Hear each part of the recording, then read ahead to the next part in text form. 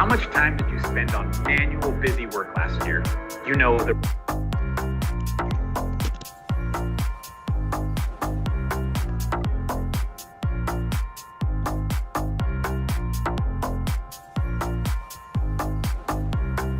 Welcome to the Next Dimension Podcast, your portal to an extended reality. Every week we talk about the hottest topics in XR and let you join the discussion live on MRTV. And now, get ready for another exciting episode coming up.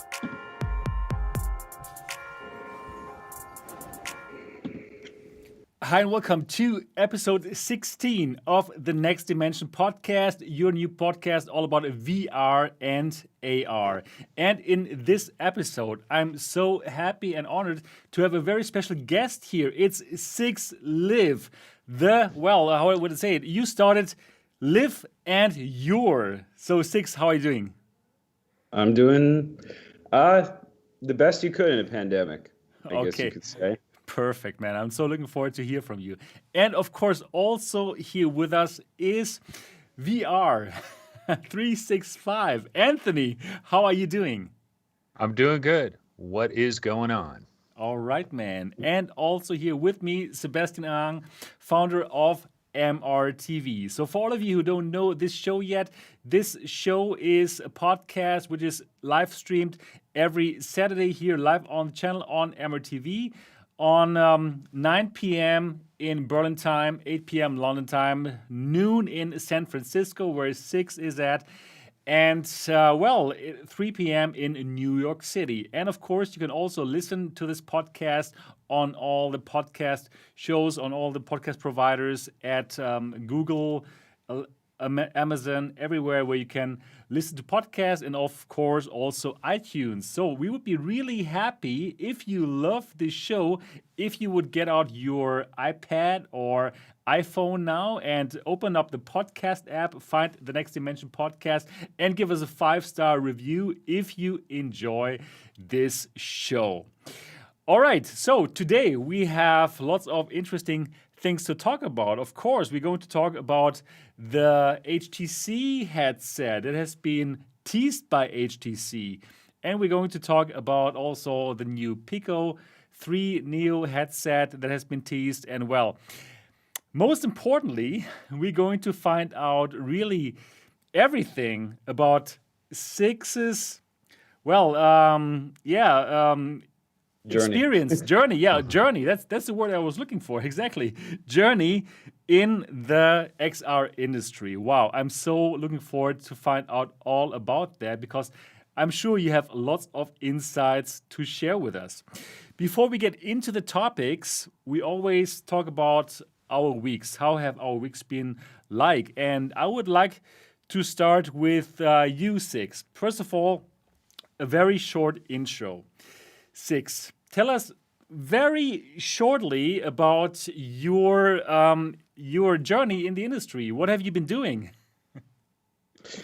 Yeah, so I've been in the VR industry for a little over 6 years now. Prior to that, I worked in computer hardware, and I actually worked with Chinese OEMs. So this is one of the things that we're going to touch on in this chat.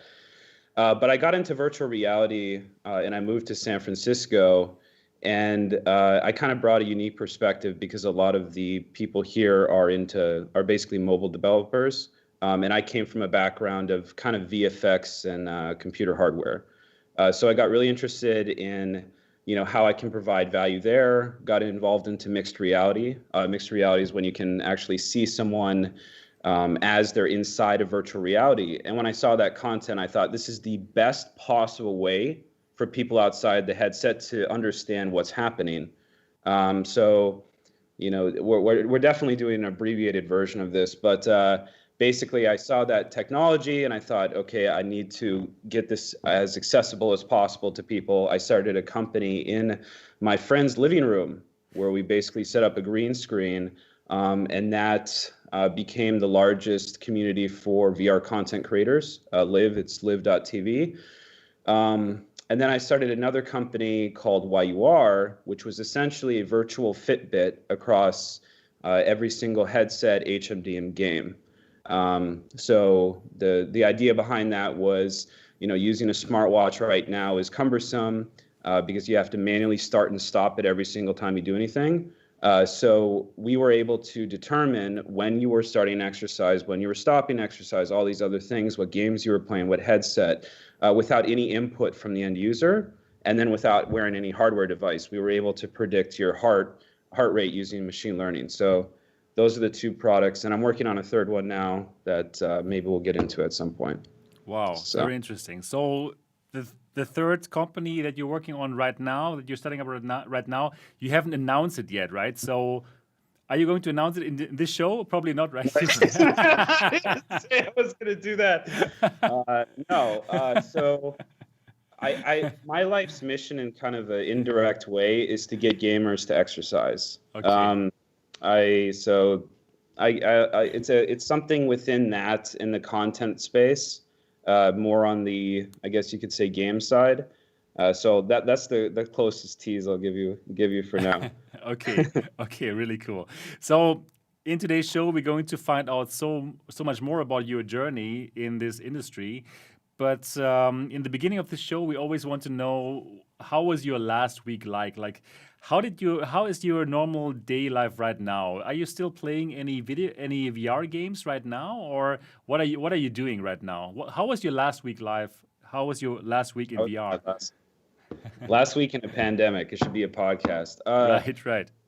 Yeah, so I live in San Francisco. Things are starting to open up now, or they were shut down really bad for a long time here. So things are starting to open back up slowly. So that's nice. I spend most of my time walking over to my co-founder's place. So every morning I walk over to a place called Bernal Heights. So I walk up this hill. I basically work all day until midnight, and then I walk back.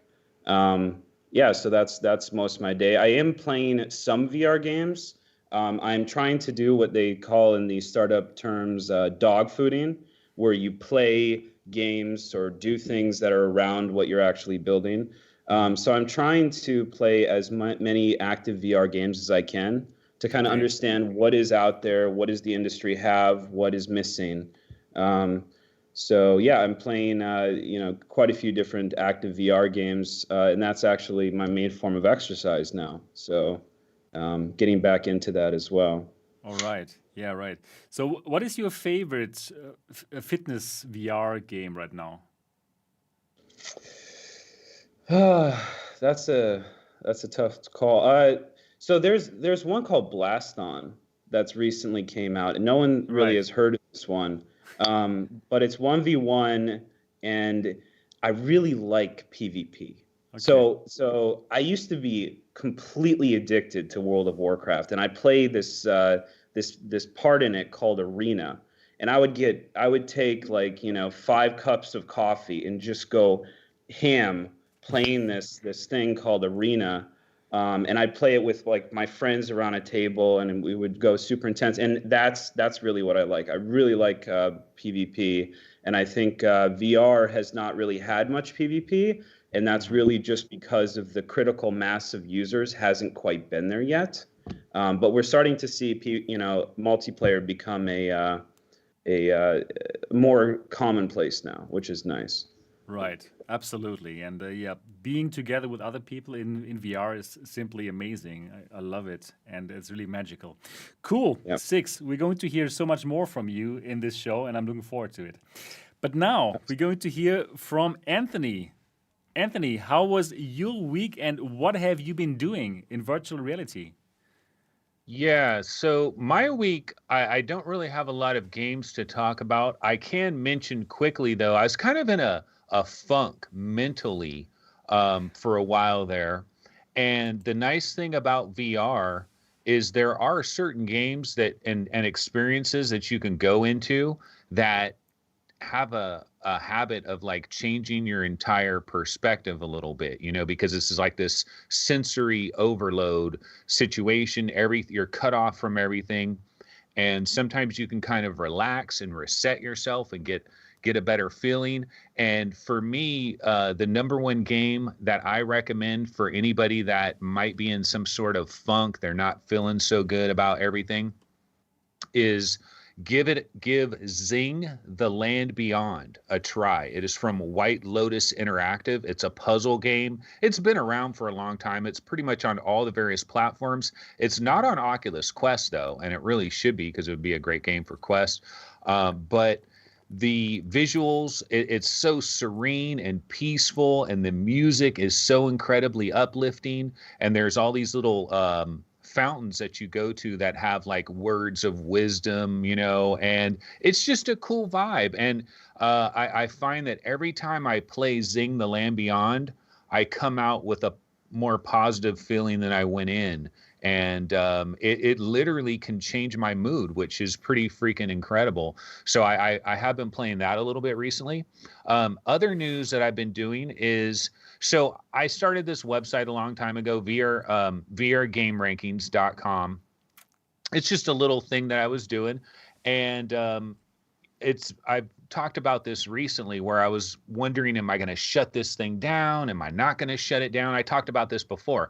Well, it's tax time now here in the USA. We're doing taxes and stuff because it's due in a couple of weeks. And I came to this decision that I'm going to shut down my VR Game Rankings LLC and basically close the thing out. Oh, no. Now, the thing is, yeah. But the thing is, do I just is VRGameRankings.com just going to disappear into the mist, or should I try to sell it? Should I try to do something with it? So I've been exploring that, and it's for sale. If anybody wants to buy VRGameRankings.com, it is for sale. I'm talking with different parties right now for possibly partnerships, or some people just want to acquire the whole thing and I just walk away. Some I hope people you're talking with Facebook. I wish, yeah. Some people, whatever. So that kind of a thing. But yeah, so that's kind of what I'm doing right now. So it's really chaotic right now because I'm trying to figure out what the heck I'm going to do. I think VR Game Rankings is actually going to survive. And one of the reasons it is so if you do a Google search for free VR games, VR Game Rankings actually will show up in like the first 7, 5, 8 returns, which is actually pretty decent. We get pretty good traffic off that. Yeah. And that's what a lot of people have told me that have contacted me about acquiring it. They believe that like the crown jewel is the fact that I come up so high in this free VR game search. That so is they important. think I think we could build off of that. Yeah. Oh, so man. we'll see what happens with that. And then one other thing I wanted to mention for my gaming week real quick is a new game was announced this week. So there's a game out there called 2MD VR Football, which I think is an unbelievably underrated game. It's a very basic American football game. It's incredibly arcadey. This isn't John Madden VR. It's not a serious game. It's just a fun, have fun kind of a game. And it's an incredible game, right? Truant Pixel is a developer. But they've got a brand new game that they've just shown off the trailer for it. It is called Runner. And it's completely different. This is not a sports game at all. This shows that they are more than just a sports game developer. They've got, they've got definite chops in this industry, and they've created this game Runner. And I don't know if you're playing the footage of it or not, Sebastian. Right now. Yeah, I'm playing it right now. So it's cyberpunk-esque, but it's very retro. And when I saw and the music and everything, like if you watch this trailer, like it really reminds me, I had a Sega CD way back in the days, way back in the early 90s, I had a Sega CD. And like I can remember back to those Sega CD days. And this has probably happened to you as a gamer at some point in your life where you'll have a dream that you go to like E3 or something, right? In your dream, you're at E3 and you see some unbelievable game that is like, oh, this is like, it's like whatever we currently have in real life, but like on crazy steroids. Like you'll have these dreams where you'll see a game in your dream that is not possible right now, maybe 10 years later, 20 years later. And I could imagine back in my Sega CD days, if I had one of these fever dreams about like Metal Gear Solid on the Sega CD, but now it's on Sega crazy, CD VR. Yeah, so it's cyberpunk. You're on a bike and you're shooting things. I think it looks pretty cool, and I love neon. Really cool. Yeah, so looking forward to that one. Okay, all right. That looks really cool, actually. Wow. So when is it going to come out? They don't have a date for it. I know that they're trying to get it out maybe later this year or maybe very early next year. So they're definitely Truant Pixel. I'm actually friends with one of the devs, and they're going to continue to reveal more information as the months go along, and this is just their very beginning of that, and they're continuing to bang away on it. But they're really looking forward to this in a major way, because a lot of people don't know who Truant Pixel is. A lot of people haven't tried 2MD VR football because they're not into sports, and I think they're missing out. Even if you're not into sports, I think you're missing out, because it is super fun, and it's just fun. It's just fun on a stick. So Wow. looking forward to what they got coming. Cool. Very cool. Just to understand the mechanics of this game, you're in a car that's moving, and then you're shooting out of the car. Is that Yeah, like a the, motorcycle bike, like car- a futuristic motorcycle bike. Yeah. How- And what do you feel about the immersion of like? So there is a conversation about locomotion is one of the biggest questions in VR, right? And there's kind of several different approaches to do the on rails. And so the on rails in Beat Saber is objects come to you. So it's on rails, but it's objects coming to you, and you're like in a fixed position. And it looks like this is basically you're on rails moving forward, kind of like also what Pistol Whip does. I wonder like what feels. I assume it feels more natural because you would assume like you'd be feeling like you're moving, right? If you're in a car, right? yeah, I talked to the developer about this, and I was worried, like, I was like, dude, this looks super cool, but what about like motion sickness? Because anytime you're in a moving vehicle, there is that concern. And he said that the way that they've designed the game, they feel like motion sickness is going to be very minimal. And it might be because you have, like, one hand is going to be controlling the motorcycle, and then your other hand is a gun that you're holding out. And when you have something that you're holding out in front of you, and your brain makes that relation of where your hand is moving, I think it's like, oh, okay, we got this. We see your hand moving. It's communicating with your brain. And then there might be less motion sickness because of that. But yeah, I don't know. I haven't tried it. I'd love to try a beta of it for sure. No question. Yeah. It's very cool. Right. Yeah. So let's quickly talk about my week very fast. So I'm working on a secret project, just like Cix. I'm going to reveal it sooner than Cix. I think I'm going to reveal it very soon. And yeah, for what I've been playing actually Borderlands 2 VR, because there's a really amazing Humble bundle for VR right now. For like $12, you can get Borderlands VR, which normally costs like $50. You can get like Star Trek Bridge Crew. Everything is in this bundle. Aspire 1. So if you want to get some amazing games for $13 now, check out the latest Spring Humble bundle. And yeah, I played some Borderlands 2 VR, and it's actually a pretty good game. I like it actually. So that works really well, and that is what I've been playing, and yeah, doing some secret interesting stuff. Okay, cool. So now that we've talked about all our weeks, let's get into the topics of this week. And for today's show, we're not going to go into so many topics, right? Because we have Cix here, so we want to hear about his journey and all the exciting stuff. But we still want to talk a bit about what has been happening.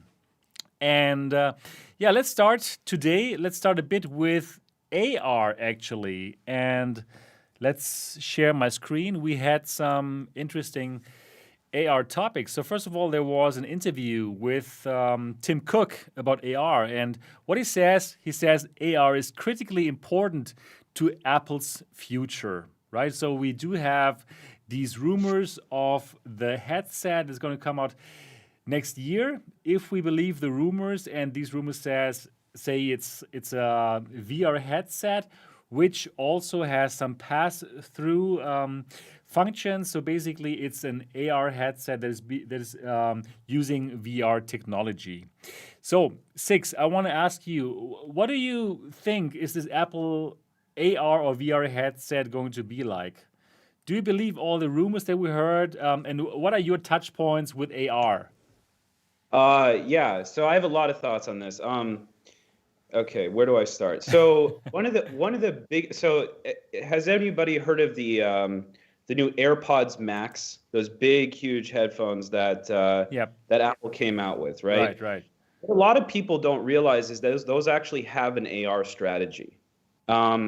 So one of the big missing things, a lot of people use the terms, augmented reality, and they apply it to all these different technologies, but the term augmented reality is still pretty ambiguous. But spatial audio is actually one of the big focuses of what Apple is doing. And those headsets actually are a precursor to that. And the reason is, if you think about it, one of the biggest unsolved things about augmented reality is piping the right audio to your ears based off that's actually one of the hidden things that a lot of people don't think of. When we think of AR, we always think of visual, right? You think of, slam computing and putting an object on a table and stuff like that. But one of the big focuses that Apple has that a lot of people don't think about is spatial audio. So I could rant forever about this. So you guys... Can it mute my wife when I don't want to hear? That's the real question. Who knows? Okay. But do you believe that Apple is going to come out with this headset next year already in 2021, and that's going to be like a VR headset that has this amazing pass-through that basically is an AR headset? Do you think it's going to happen? I mean, it's like we all have the same information. Who's better at speculating, right? Right, exactly. But what do you think? What is your take on it?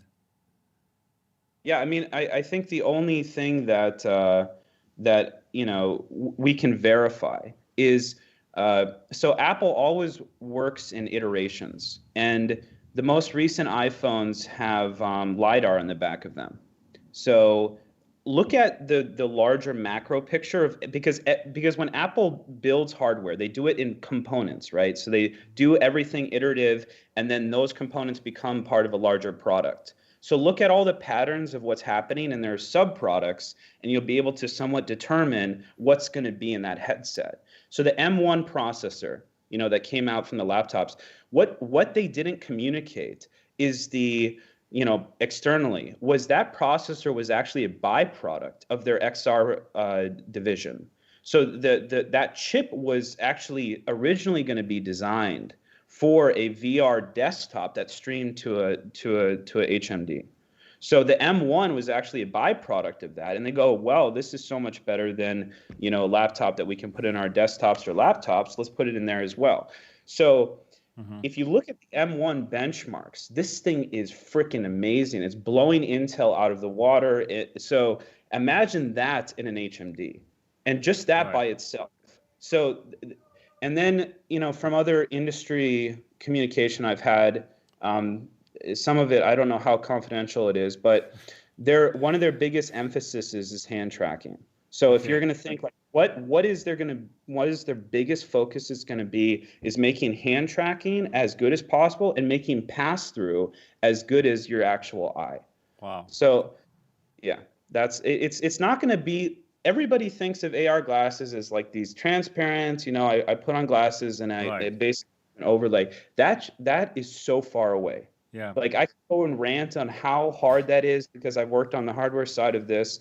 It is so far away. Even just going outside, think of just one thing. I won't go into all the different reasons. Think of one thing. If I wear AR glasses, think of how bright they'd have to be to compete with the sun when I go outside. Think of how bright they'd have to be. Like you're fighting with the sun to project onto your eyes. Yeah, right. Also, like the field of view is really not good enough right now. Like I do have the HoloLens 2 here. I do have the Unreal glasses. So it's okay. The picture quality looks kind of nice, but the FOV is like, 40, 50 degrees. So that is not really amazing, right? But if we have like a VR headset, they for sure can do 90 degrees, which is like double as what the HoloLens 2 can do. And probably it's going to be a better experience. Yeah, a better experience than what the HoloLens 2 can do in terms of FOV, right? So it makes sense to have this VR headset that has perfect pass-through. Anthony, what do you think about that? Yeah, I mean, well, we've talked about this before. It's just the same old Apple thing, right? And we know how important AR is to them. they are in a dominant position right now. Apple is where every other company would love to be. That's where Facebook would love to be. Facebook is working on their own operating system. I would not be the least bit surprised if Facebook eventually acquires some semiconductor company and starts working on their own chips in the same way that Apple does, because you want to own every little part of that ecosystem. And so, yeah, and one of the things I think they want to do here is, I believe the AR aspect of it is their real goal.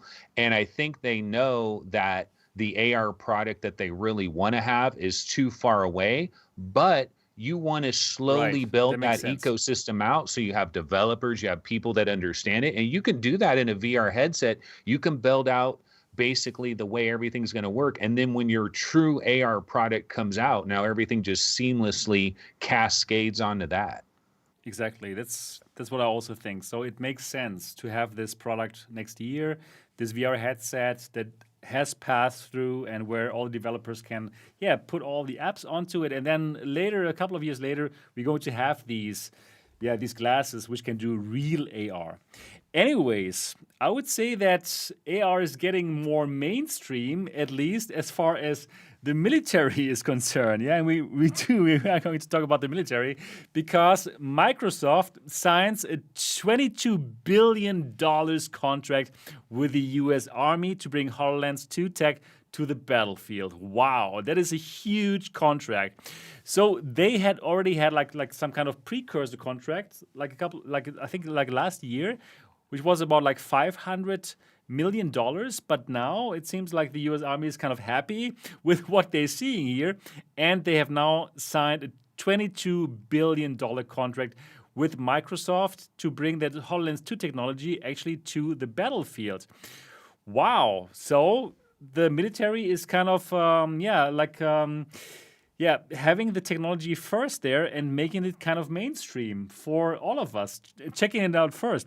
What do you guys think of this, of this kind of the military like incorporating this technology? Cix, what is your thought on this story that Microsoft is having a $22 billion contract?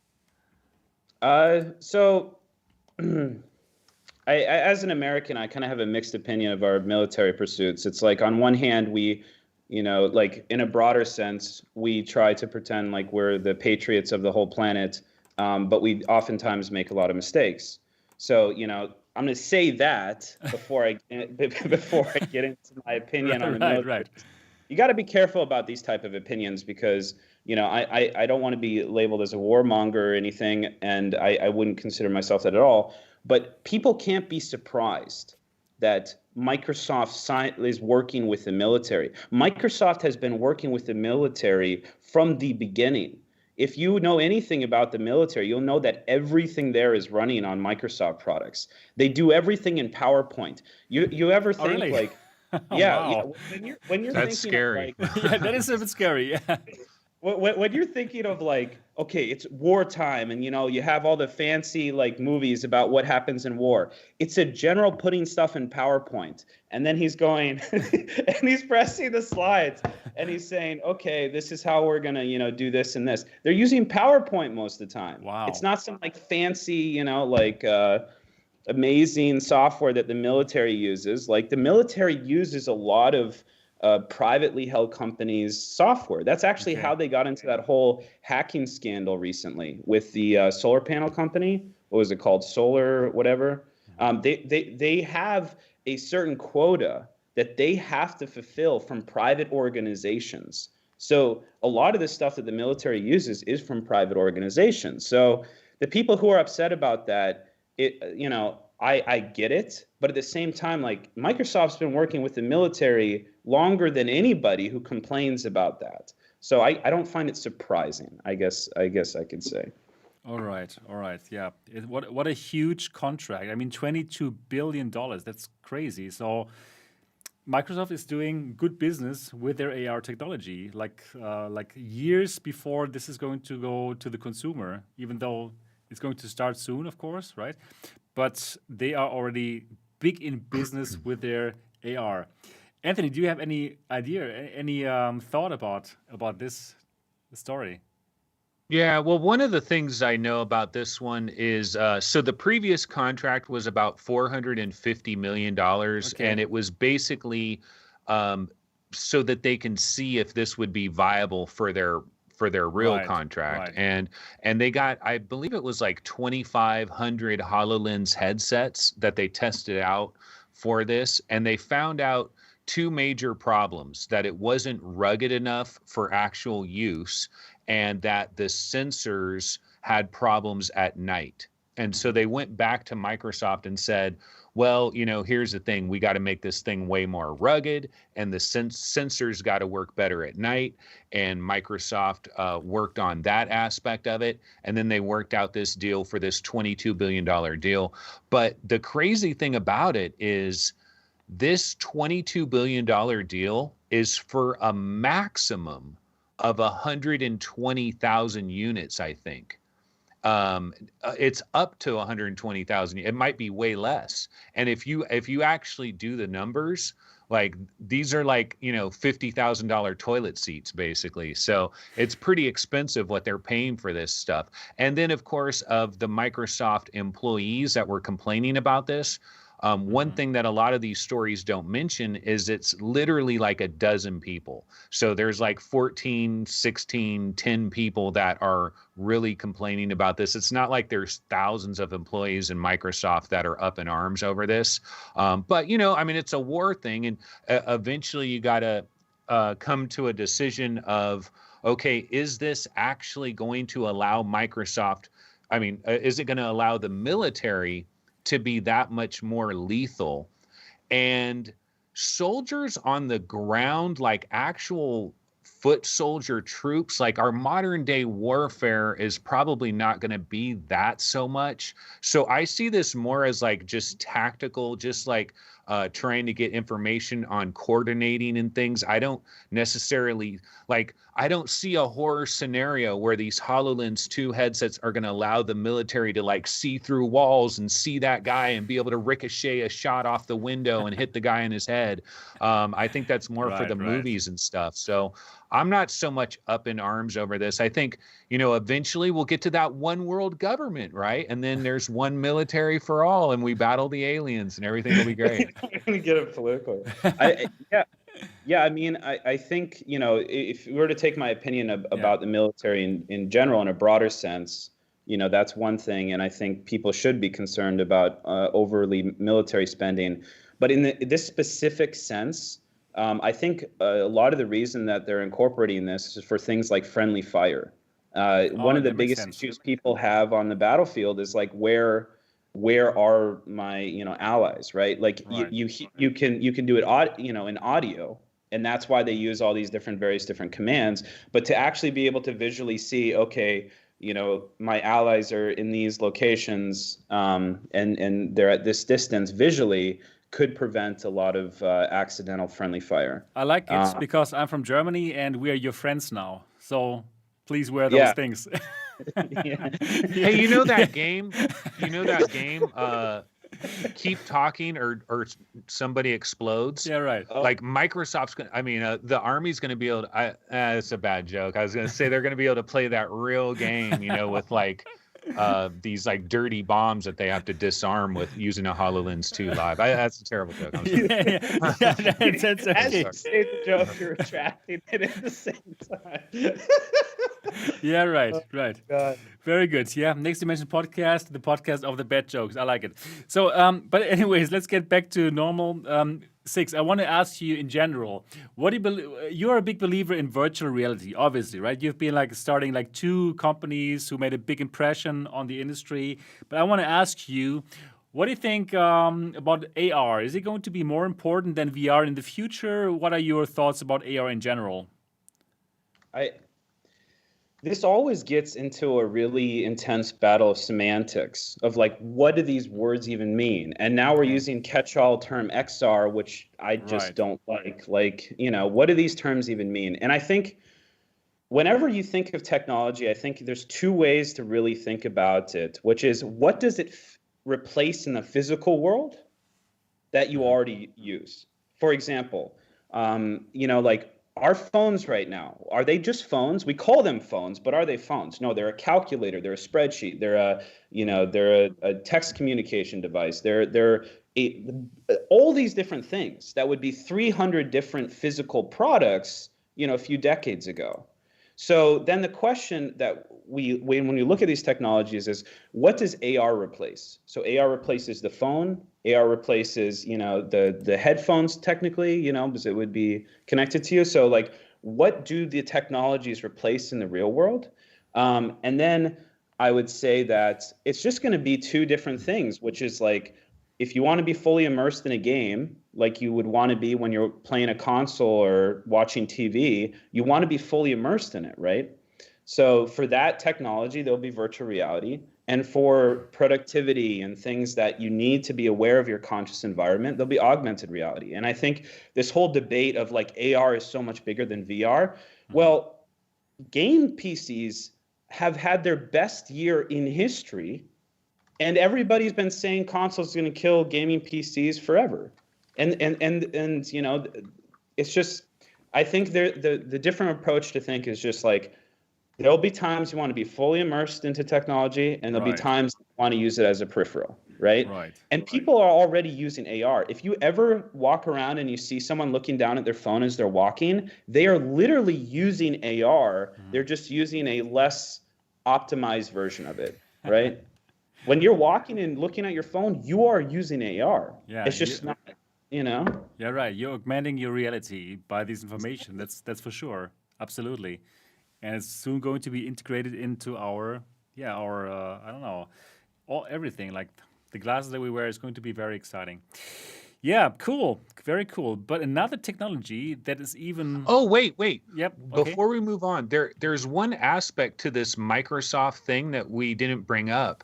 And so supposedly in this HoloLens 2 deal with the military, did you see how like the field of view is going to 80 degrees and the vertical field of view is increasing as well? Okay. And just one thing I'll say really quickly about that is I believe that the actual increase in the vertical FOV is legit, but I believe this like 80-degree thing, I think what they're doing is they're going to actually have like the AR magic happening in basically a square in the middle, and this extra 80-degree FOV is going to be for like little indicators, like where's the wind and light, like just basic little indicators in the corners. Yeah, that could be. I didn't know if you guys saw that, but I was wondering, like, how did they get to 8? I don't think they had this like dramatic technological breakthrough all of a sudden, and they're just like quietly talking about it. Okay. Yeah. Let's see how it goes. Right. So now let's go to the next topic.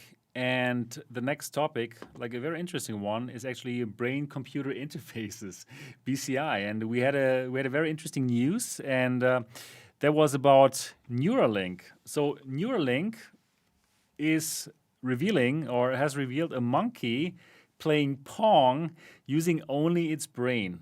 And that video, I really would want everyone to watch this video. It's pretty amazing. It's like a 3-minute video. And it simply shows like this monkey, and they have installed that Neuralink chip into this monkey, and they have trained him to use like a joystick to play a simple game like Pong, and then they have been measuring his brain waves using that joystick and whatever he does. And then by using artificial intelligence, they could interpret that waves, these brain waves, and then they could have the monkey play Pong without the joystick, just using his thoughts. Let me show you that right now on the screen. So let me. The joystick is going to go away in a moment. They disconnect the joystick, but the monkey doesn't know it. Yeah. Now you can see it on the screen. The monkey is playing Pong only with his thoughts and that Neuralink implant. Now, that is pretty crazy, right? That we're so far already with this technology. What do you think about this, Cix? Well, I laughed because the first thing I saw when I clicked on that video, the top rated comment, I don't know if it still is, was "return to monkey." So, What? Return to monkey. okay, I'll tell you why that's funny. Okay. Gorilla Tag is taking off in the VR space. Right. Had you heard of Gorilla Tag, Yeah, right? absolutely. Yes, of course. So if you've ever played the game, it's like something someone made in like a few hours or something. It's basically a multiplayer game, and you're gorillas without legs, heavily pixelated, and you just run at each other and tag each other. And it's a huge place for kids to play and talk to each other. And what they say over and over again is "return to monkey." What? Return to monkey? Okay. And it's just Right. interesting to see that culture expand into this. And a lot of people who are liking that post probably don't even know the origin of where this is coming from. So that I just laughed so hard when I saw that top comment. But yeah, I think brain-computer interfaces have been around for a while. And I know some people in the science community are actually kind of upset at Elon Musk because, they think he's kind of co-opting technology that's been around for a while.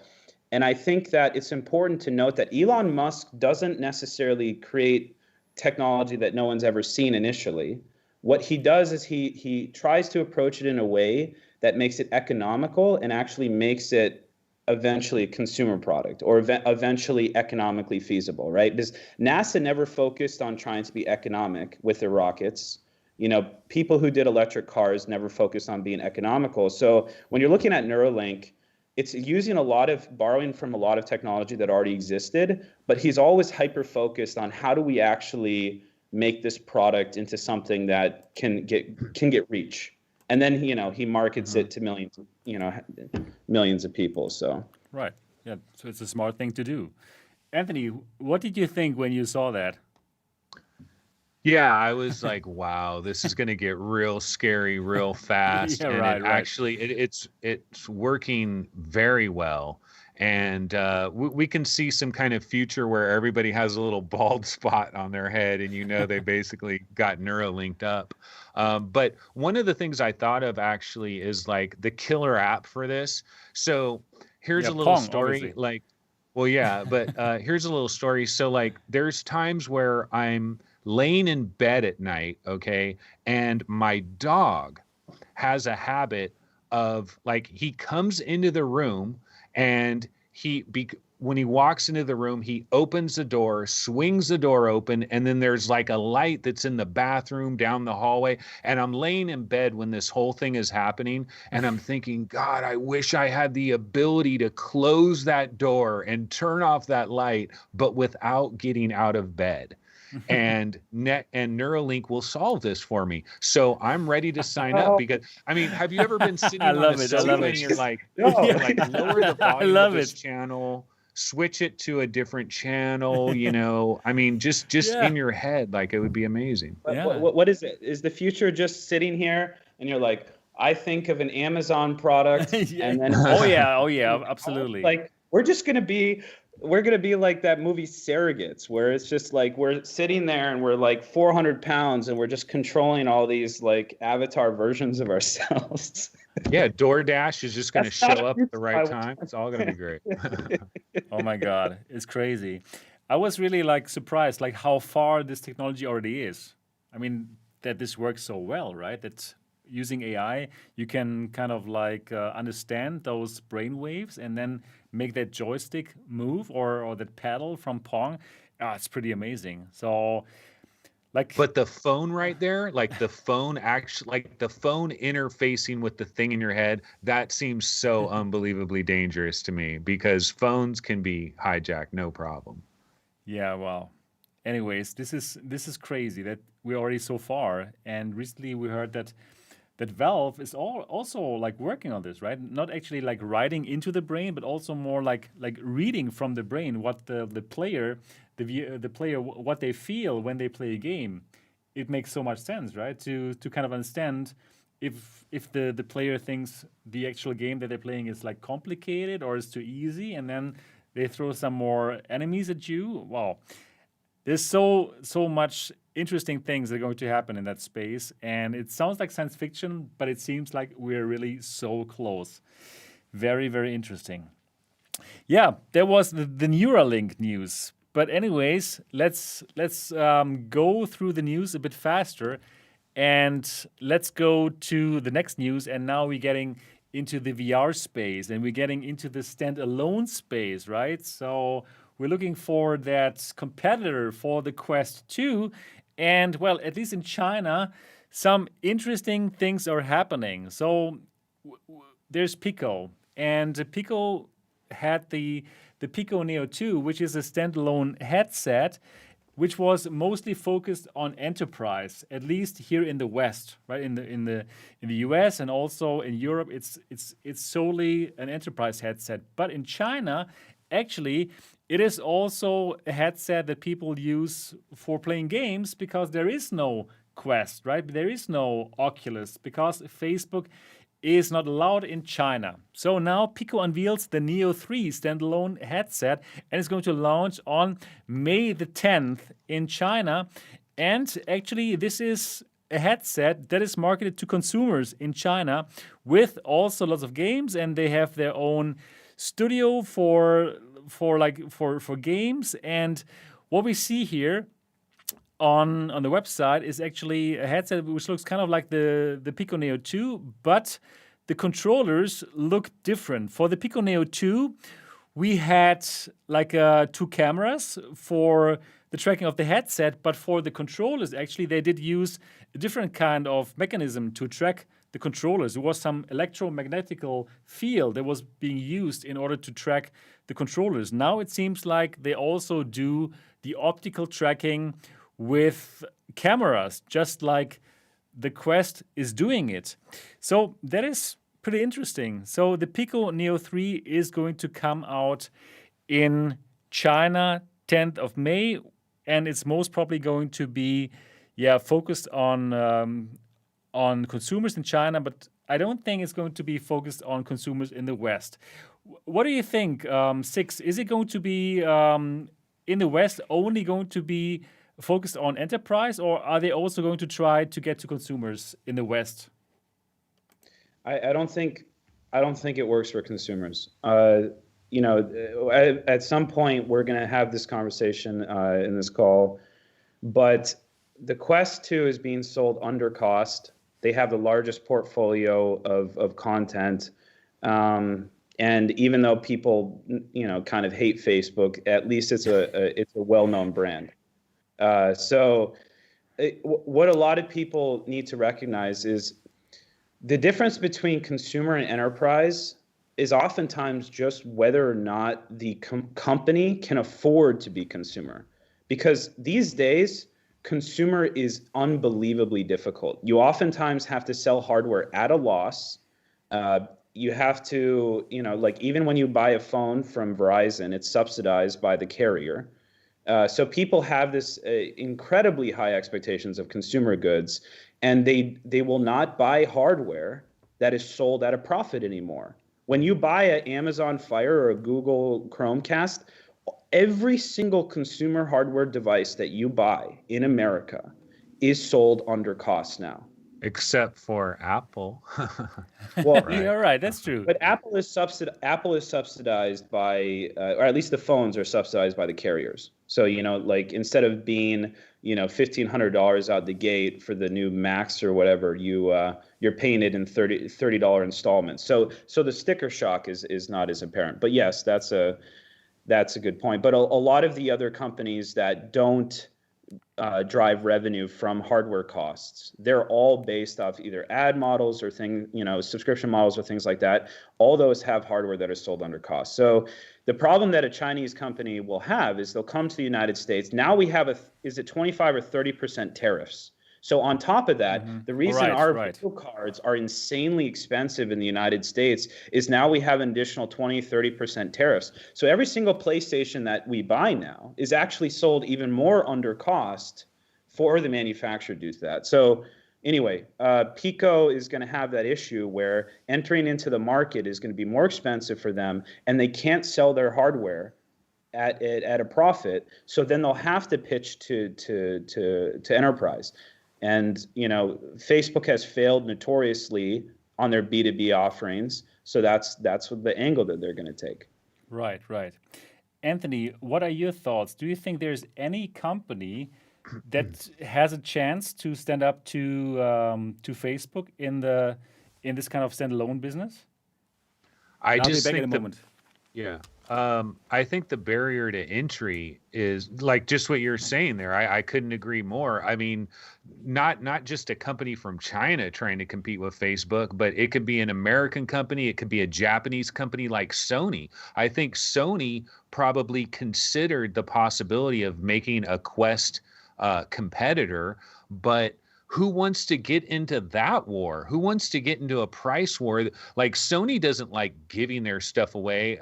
I mean, they certainly lower their prices to be more competitive, but that's not their bag, man. You know, giving stuff away $200 cheaper than it costs to manufacture it.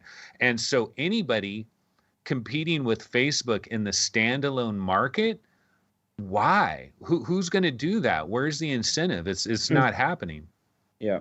Yeah, the economics don't make any sense. So the chip for all our watchers here, inside of the Quest 2 is an XR2 chipset. Just that chip bought in scale is more than $100 a unit, and that's not including any of the other stuff inside the headset. This headset is sold at a loss, and there's estimates of anywhere from $80 to $200 per headset for the lower end model. So how do you come into a market and you compete with those type of numbers? And the truth is, you know, people are concerned about getting their data to Facebook, but you know what? The problem is that people are more willing to give their data to Facebook than spend another $100, $200. That's just the way it is, and it's sad reality. But people don't value their personal data.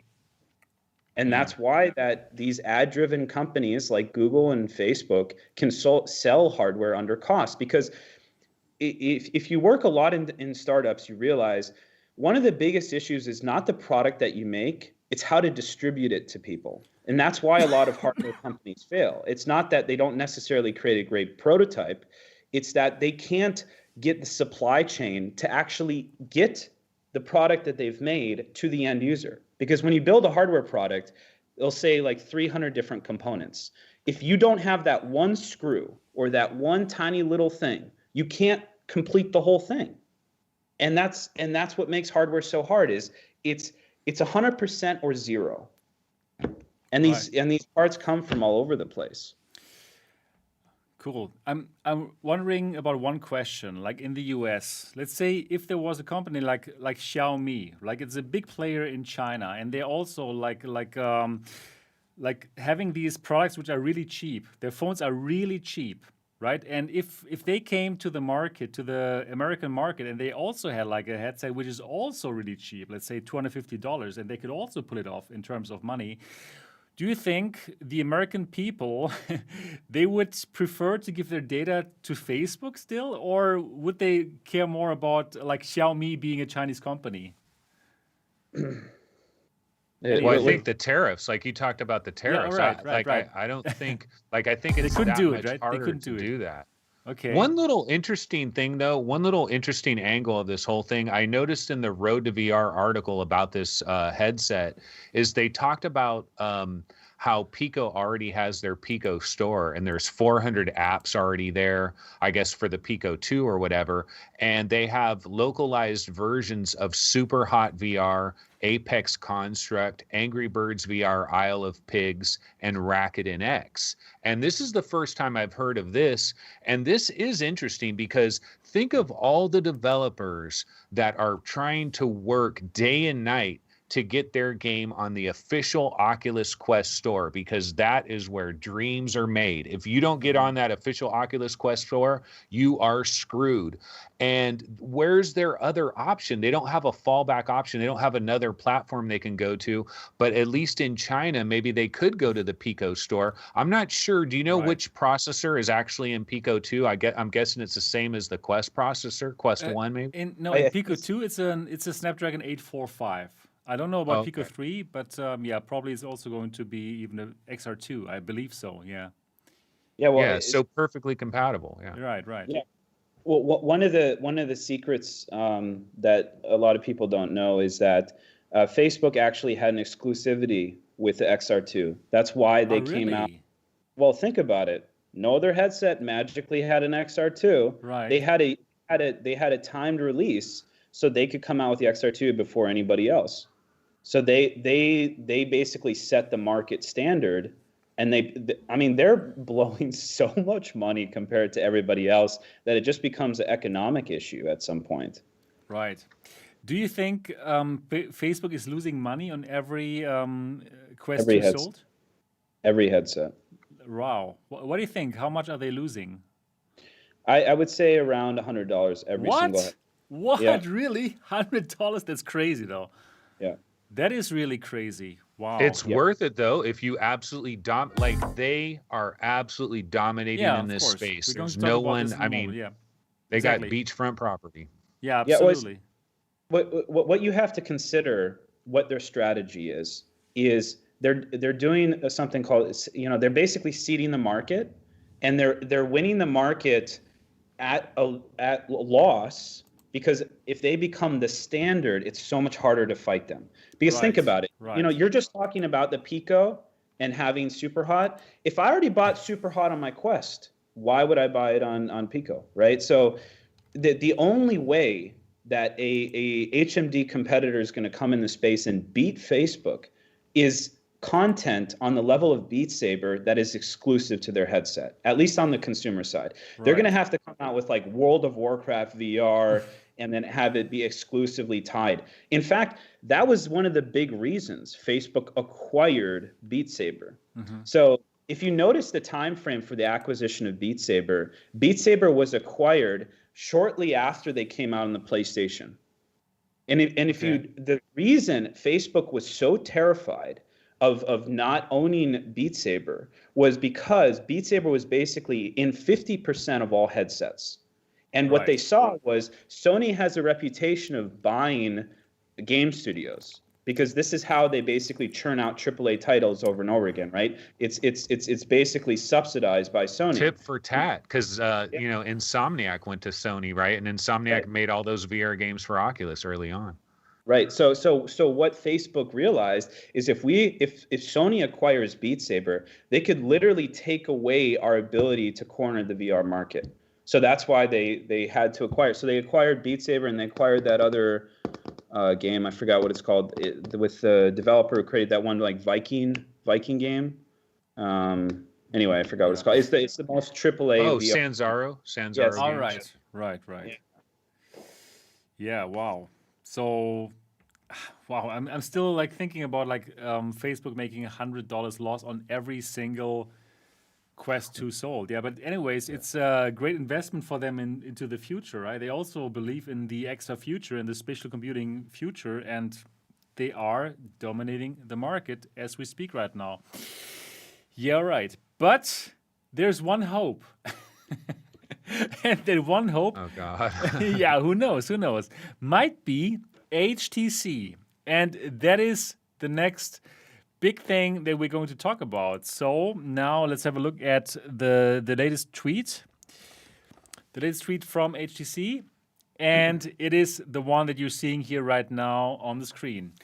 And HTC says, now that the accessories are out of the way, let's get down to business. And what we're seeing here right now, it might as well be, and that's what we think right now, is a standalone headset.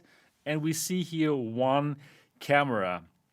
Oh my goodness, I'm still like in shock about the HTC PR marketing department, right? How they were like teasing that tracker, and everyone, and especially me, were thinking like, okay, that must be that standalone headset, but they were the trackers. But now it seems like, okay, this is the real deal, because on their website, they did the following. On their blog, they wrote VR headset ?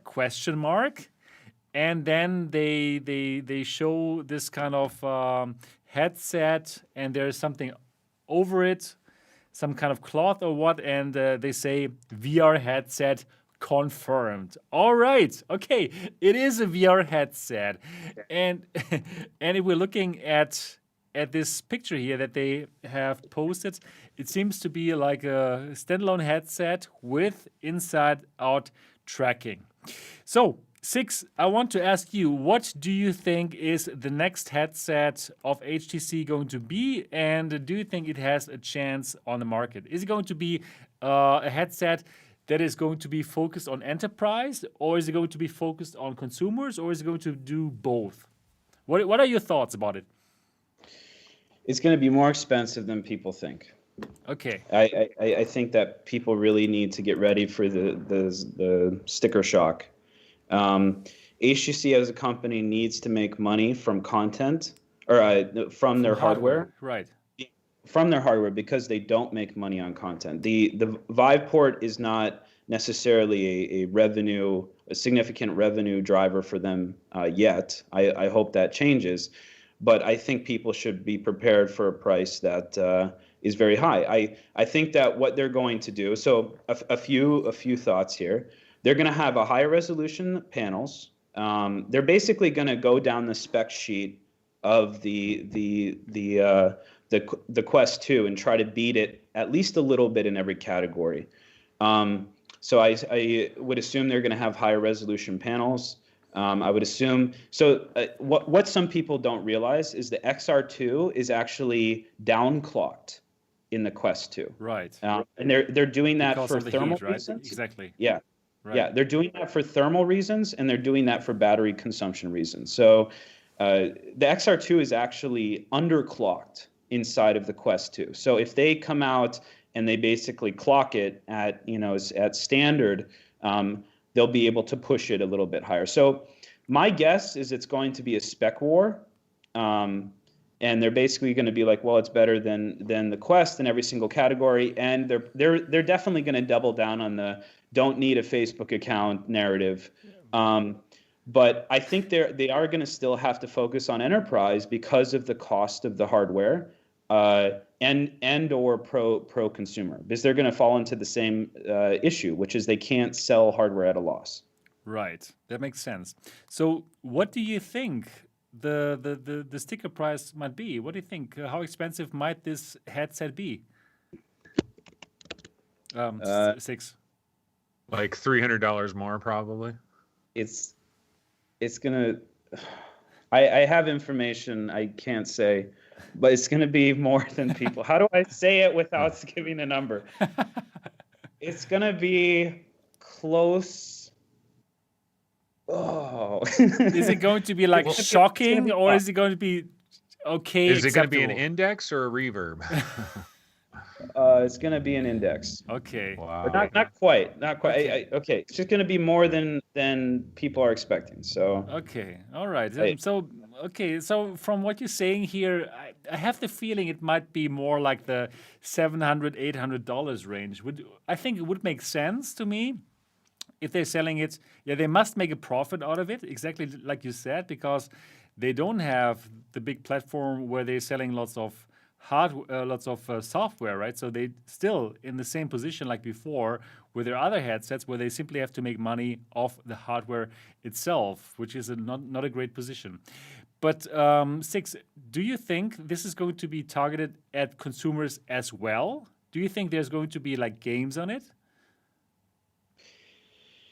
I think it's going to be a prosumer category. Okay. So it's gonna Like the it's gonna Vive Pro. think where it's going to be like the index of standalones. Okay, that makes sense. I think there is a market for it. I believe there's a market for people who are not into like logging into your headset with your Facebook account. Like I'm one of those people, as you know. So I think there is a market. Anthony, what do you think? Is there a market for a headset that is like that has top specs, better specs than the Quest 2, but is way more expensive? Let's say more than double as expensive as the Quest 2. Do you think somebody is going to pick it up other than me? For the consumer market, not really. I mean, there are these consumers out there. We got plenty of them in chat already that say they will never do Facebook. They're not going to do this Facebook account. There's people that are begging to put their money somewhere else. The problem is these people are not in the hundreds of thousands. They're in the tens of thousands. And that's not enough to move the needle here. This is a B2B headset. I mean, I think that's safe to say. And there's opportunities for HTC in this category because Oculus has dropped the ball like none other when it comes to like location-based entertainment type stuff. There was a Also time. enterprise. They have. Yeah, I yeah. think they have dropped the ball with that. There was a time when I was looking into a mobile VR business, right? And I was gonna be going to places and setting up like a VR demo thing. But luckily I didn't do it. And then the freaking pandemic happened. So it was probably a good call on my part, right? Right. But Good when call. I was looking into this, I was contacting Oculus because I wanted to use Quest for this. And I came to understand. So originally this person from Oculus told me, because I went to them and I was like, hey, you know, there's Springboard VR, there's these other services. Aren't you guys going to do something like that? So like we can buy the headset and you can get the part of the revenue and, you know, everybody wins, right? Like Springboard VR. And the Oculus guy said, we're making our own thing like that. We're working on that. And he said, we'll have plenty to share in later this year. Well, that was like 3 years ago. So I don't know whatever happened with that, but like still to this day, I know gaming science teacher in the education world, she wants to buy like for her school, they want to order like 20 something headsets and use it with their students, but it's an impossible reality because you order 20 headsets, they got to be linked to 20 Facebook accounts. This doesn't that work doesn't for make sense. business. Yeah, right. Yeah, so there's opportunities here, and I think that's a possibility, you know. So I think people need to think, why does Facebook not care about LB and B2B? Not necessarily, like, I think a lot of people say they fail on this and whatever. They don't give a shit. Like, Yeah, sorry for pardon my language. I'll tell you. This is MRTV. You can say everything you want. See everything. No. Yeah. Let's see. Their business model is based off ad targeting. If they don't know who is in the headset, Right. they can't profile you. They can't know where you are. They can't know who you are. They can't connect you to their ad network. So for them, they don't give a shit about B2B. They don't give a shit about LBE because they don't know who the hell is in the headset. When you're passing people through an LBE situation, are you going to have them log into your Facebook account every single time they use the headset? No. So they don't care because they But can't. eventually it'll scan your retinas. They'll know who you are pretty soon. Eventually they'll just, Zuckerberg will start speaking to your head. So that's what people need to understand. They don't care about B2B at all, and they don't care about LBE even less. And it's because they can't know who is in the headset. Okay. And that's their true way to make money, is knowing who's in the headset. And they're not. So just so people understand, I'm going to go on an anti-Facebook rant at some point here, but they're not specifically selling the data in the headset yet, but they're connecting you to their larger ad network. And then they can't, if they don't know who's in the headset, they can't do that. Right. That makes so much sense. So for this moment, let's keep the Facebook rant, and we're going to get to that later. we're still now on the HTC headset. So I simply want to ask the people who are watching this live right now, the 220 people, who of you would buy a $799 HTC standalone headset that is in any way better, like in terms of specs, but again, $799. And there will be games on it, probably, but probably not as many as on the Quest platform for now, but probably there's going to be more and more. So if you would pay $799 for an HTC standalone headset without having to log in with your Facebook account, please say yes. And if you think like, okay, are you friggin' kidding me? I can get the Quest 2 for $299 with all these games, then say no. I simply want to get a feeling for what you guys think, and please be honest, right? Really, be honest. $799, that is expensive as compared to the $299. And well, basically, Facebook did kind of kill the competition with their $299 price tag because it's so tough to convince somebody to pay so much more because, well, you don't have to log in with your Facebook account, right? It's for lots of people, just as Cix has said before, they don't care. They don't give a damn, right? They are just going to look at the price. And what happens with the data, we don't basically care. So, it's, right? It's like this, right, Cix? Yeah, I guess so. Yeah, honestly speaking, I think so. So let's see. No, no, no, no, no, and no. And there's one who says yes. Yeah, so most people are not going to do that. I'm grateful that you're so honest about it. What about the fact, though, that like, let's go back to the HTC Cosmos, because why are we assuming they're going to figure out inside-out tracking? Because they sure as heck didn't figure it out the last time, I like the question, right? Yeah, that was really, really like surprising for me, like how bad the original Cosmos was. When you would think like, oh, okay, HTC, they were the first to come out with a headset, like with the HTC Vive, which was so cool. But well, they've been working together with Valve on the technology, right? And now with the Cosmos, they were on their own, and the inside-out tracking kind of sucks. So yeah, not sure exactly. It looks like, though, the tweet, that the placement of that camera, that looks like it's on the top of the front rim. But that's good, because that might be, you're playing these games where you're pulling back a bow or you're going back over your head or whatever. So it might have, assuming they can actually figure out inside-out tracking and it actually works good, that extra camera on top, if that's what that is, could allow for a greater range of motion and still be tracked. Yeah, well, the current method that the Quest uses is assumption based off IMU data.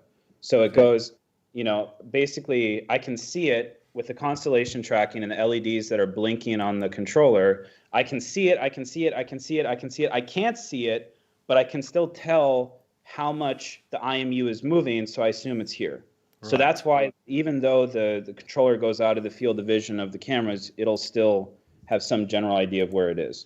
Yeah, and it works so well. I must really say that the Quest 1 and 2 tracking and also the Rift S tracking is amazing. Cix, I want to ask you, do you think HTC can pull off inside-out tracking? After they failed with the Cosmos? So inside-out tracking was actually one of the hardest challenges for the original Quest. Basically, the hardest thing about it was just to get that kind of computer vision to work on a mobile chip. And if anybody who ever works in computer vision understands how computationally expensive it is to get that type of tracking on a mobble chipset. Up till now, all the methods have been used where using a desktop. So I think by now they could have pulled it off. I think at my prior company, my CTO, we would always joke with him about the Cosmos because he hated the tracking so much that it was always going to be his Christmas gift or his birthday gift or whatever, because he just hated the tracking so much. But I think I hope that they've got. I mean, I think they can pull it off by now. There's enough in the market, and I think the tracking should be fine. Hopefully. Yeah. So. Yeah. Alvin Wang Graylin, he tweeted that same photo with some hashtags like XR, VR, Vive, but he also said, can't wait to share the bigger picture. And I wonder if he means like they are going to have like an FOV advantage here. Cloud. And like Cloud. true IPD adjust and stuff like that. I bet that would be cloud. If I were to take a guess, I think that one of their biggest emphases in China is cloud technology. Okay. So if I were to guess on that, I would say that could be part of it as well. So eventually. The thing is, though, all their tweets, they talk about like, let's get ready for business. It's your move for the exercising thing. So I don't know. They're kind of obvious about what they're talking about. Yeah, you're probably right. They're probably talking about the resolution of the headset. So, Cix, you think that there might be some cloud streaming involved for this? Well, not necessarily this version, but cloud streaming is one of the big like technological focuses of VR at some point. Right. So many years ago, I used to work in networking though, and to be honest, it's so far away from being something that actually makes sense with what they call edge computing, which is basically like a nearby compute, and then I'm not super. I don't think it's necessarily realistic for the United States. I mean, I can barely get my cell phone to work in San Francisco, let alone, streaming, high resolution 4K video to my head in low latency, right? So I'm not super optimistic about it. Okay, I see. Yeah, so let's see what's going to happen with that headset, with HTC, I don't know, standalone headset. I really hope that they're not going to tease us for the next couple of weeks. Like, I really hope they're going to just come out with it. And in terms of marketing, I must say, I must give it to Oculus and to Facebook. They're doing such a good job on how they market their headsets, how they launch their headsets or the headset, the Quest 2. It was really a very smooth launch, and HTC really can learn something from it. And I believe the reason why Oculus is so much better with that is simply because they are an American company, and you guys really know about how to do business. And HTC is the Taiwanese company, and they are simply not as advanced as the US is with these kind of things. Yeah, that is the HTC topic. And now finally, I'm looking forward to learn more about Cix Liv. So looking forward to find more about your journey in this whole industry. Oh yeah, right. So Cix, let's start from the beginning. How did you get into this whole industry? When was your first touch point with VR where you thought like, okay, this is something that has so much potential. This is something where I want to put my personal energy into it, and that is something that I want to pursue. Tell us about it. Yeah, so, okay, let's see here. So, I tried the original DK1, but to be completely honest, I wasn't, completely sold on VR back then. I bought the DK2, so I started to become a little bit more interested. And then what really changed it for me, where I saw VR was the future of everything, at least gaming related, was when I got the Vive Pre. So I got, the original Vive. And I remember a moment where I was playing Space Pirate Trainer, and I physically dodged the laser. I ducked, and it went over me. And I was just like, what? What the friggin' heck? What the fuck? I just dodged a laser by ducking. Laser. And that was it. That was like, this space is going to freaking revolutionize gaming in a way that we haven't seen in a decade. So that was really what sold me, was the first time I dodged a laser in Space Pirate Trainer. So credit to Eye Illusions and Chris over there. So yeah, that's what got me into it. Yeah. Okay. That was the moment. Wow. The first time I played Space Pirate Trainer, I got shot right in my chest with a laser, and I literally fell down on the ground. Like, because I was like, nothing happened. I was completely safe, but that's how powerful VR was, like amazing, April of 2016. Incredible. Just 5 years ago. Yeah. I lived back then when I first moved to San Francisco. I lived in a community house with 50 people. Wow. So when I got and I set up the Vive in there, and I was introducing it to 50 people who had never tried VR before in their life, and it was amazing to see people's responses. I remember one guy, he physically ran into the couch and almost broke his ankle. Another person was playing for so long. In virtual reality, there's no sense of physicality with objects, right? So he came out, and then he went over to talk to me, and he slammed his hand against the table because he was so used to having his hand go through virtual objects. That is amazing. Yeah, and then I demoed it to some people at a gaming lounge, and there was two really crazy stories. One was we were trying to tell people how to play before they played. And I said duck, and I was screaming at the person, duck, duck, duck, and they were just pressing down on the keypad. And I was like, I had to go up and push them down and be like, duck, this is how you do it. Yeah, right. And just that idea that you are the controller for the first time. And there was another experience where we put a headset on someone, and they just ran. They literally just ran. They to the next wall. Like that one video you see where the lady runs into the corner. Yeah, it's hilarious. Yeah. It's amazing. Yeah, right. Okay, so basically your first put this headset on, and then very soon you found out, okay, that is something that I want to work on. Tell us a bit more, like how you got to start LIV, which is kind of revolutionizing that mixed reality space. Yeah, so the first company I started was LIV. A lot of people who've seen these super viral mixed reality videos where they see someone inside of Beat Saber was the best Beat Saber, example. the first, exactly, the first thing, right? The big one. Wow, that was amazing. That was the big. Yeah, people were doing mixed reality before then. Actually, the original game developers that showed it was Fantastic Contraption. That was the first. Okay. That was the first company to live stream mixed reality. Yeah. So the story was basically there was a VR collective here in San Francisco called Upload VR. They still do publications, but back then they also had a co-working space here in San Francisco. And I got accepted to work there because I was starting to get super excited about VR. And there was a guy there named Oz. And so Oz is known in the VR space. He has done a bunch of, he's doing drones now. He's done volumetric capturing. He's basically one of the original OGs of the content creator space. And he was in there and he had a studio where he was doing mixed reality. And whenever I was working on, my various different projects, I would always go in there and I would work with him on mixed reality. And we did live streams in mixed reality and, all these really cool things together.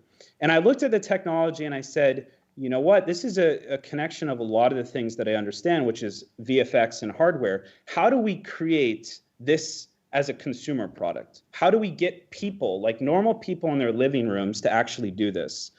So I actually connected with two of the friends that I was living with, this 50-person house. They had moved out and they got an apartment. And in their living room, I literally set up a massive green screen and we just started hacking away. How do we turn this into a consumer product? It was the most humble of beginnings. I literally slept on the couch and sometimes I actually slept in the green screen. So like I was on the floor. It was very humble beginnings. But yeah, that was AJ and Pierre, who AJ is the current CEO of LIV, and that's the very humble origins of that company. Wow, yeah. All the best greetings to Dr. Doom. I also talked with him before. Yeah. He's a great guy, and cool, very cool that you started together with him. So, with LIV, how easy was it to get capital, or was it self-funded? Tell us a bit more about the beginnings and how easy or complicated it was to get started with a VR company. Yeah, so VR was still trending back then, so it was still, it was still cool. It wasn't dead yet. It wasn't the dead stage, right? Yeah, right. A fucking chasm in our space, right? Exactly. So yeah, basically, we got into Techstars Los Angeles, which is down in Los Angeles, and Techstars is an accelerator that gives you $120,000, and then basically puts you through preparing you to fundraise. It's a great program. We all went down there together. We basically, that's how, LIV actually became a proper company versus, three guys trying to figure something out in their living room, right? So from there, we brought in several different people who were working on the space. So there was a few different people who were building things in mixed reality. And instead of competing with them, we just reached out to them and say, hey, you want to work with us? And one of them was Rue, who's Stefan Donnell, who was one of the original OG live streamers in the VR space. And he was actually working on something called Mixtra, which was a mixed reality product. And when we were in Techstars, we basically used that money to hire him. That was the very first thing we did, because we were like, there was all these people who were doing these really cool things in mixed reality, and we're like, we don't want to compete with these people. Let's just all come together and work on this together. So he was one person that we hired. We hired a guy who created something called Viver, which was, if anybody remembers how to calibrate mixed reality in the beginning, at the very beginning, you literally had to use physical calipers and like adjust it because it's trying to match a physical camera to a virtual camera. Right. So calibrating it to be able to tell where the camera was a massive undertaking. So we hired a guy in Prague, who's named Jaroslav, and he was building the way to calibrate mixed reality without any additional, like, you have to use visual markers and QR codes. Even Facebook was using, you had to print out something and put a checkered grid in front of you in order to do that.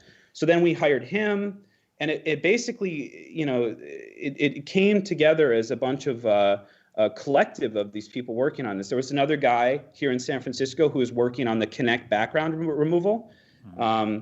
And his name is David. We hired him. We basically took all the independent people and brought them together into one mixed reality roof, basically. Wow, very exciting. And the company is doing very well still, right? LIV, they are like the market leader for this kind of mixed reality capture, actually, for VR, right? Exciting. Yeah.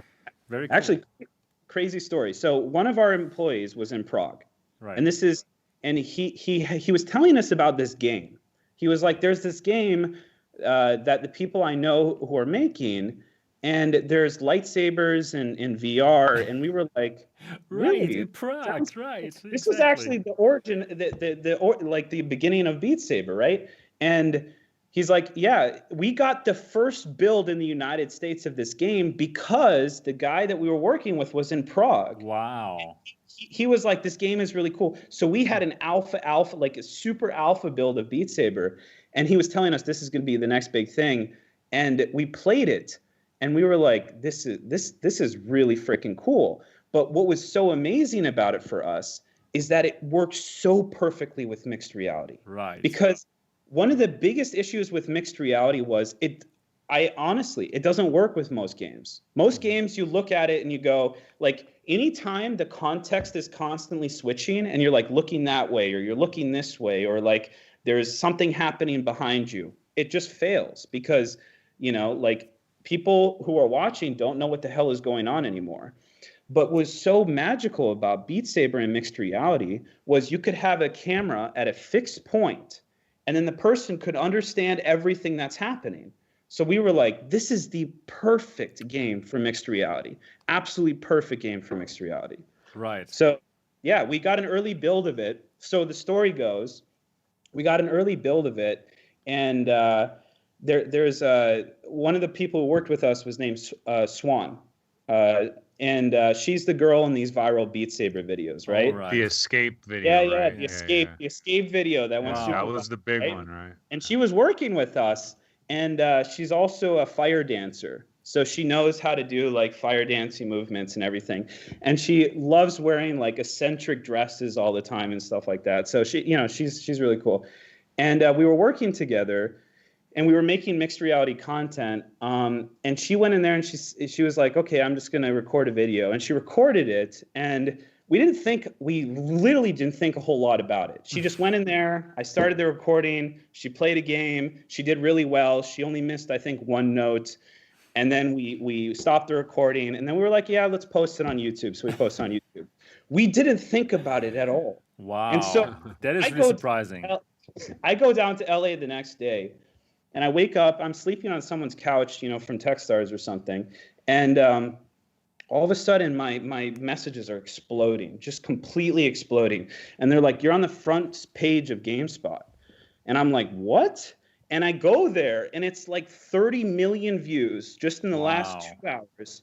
Okay. And they had stolen our video. They had stolen our video. Yeah. They had taken out the watermark, and they had provided a 0 attribution. And they had said, what if?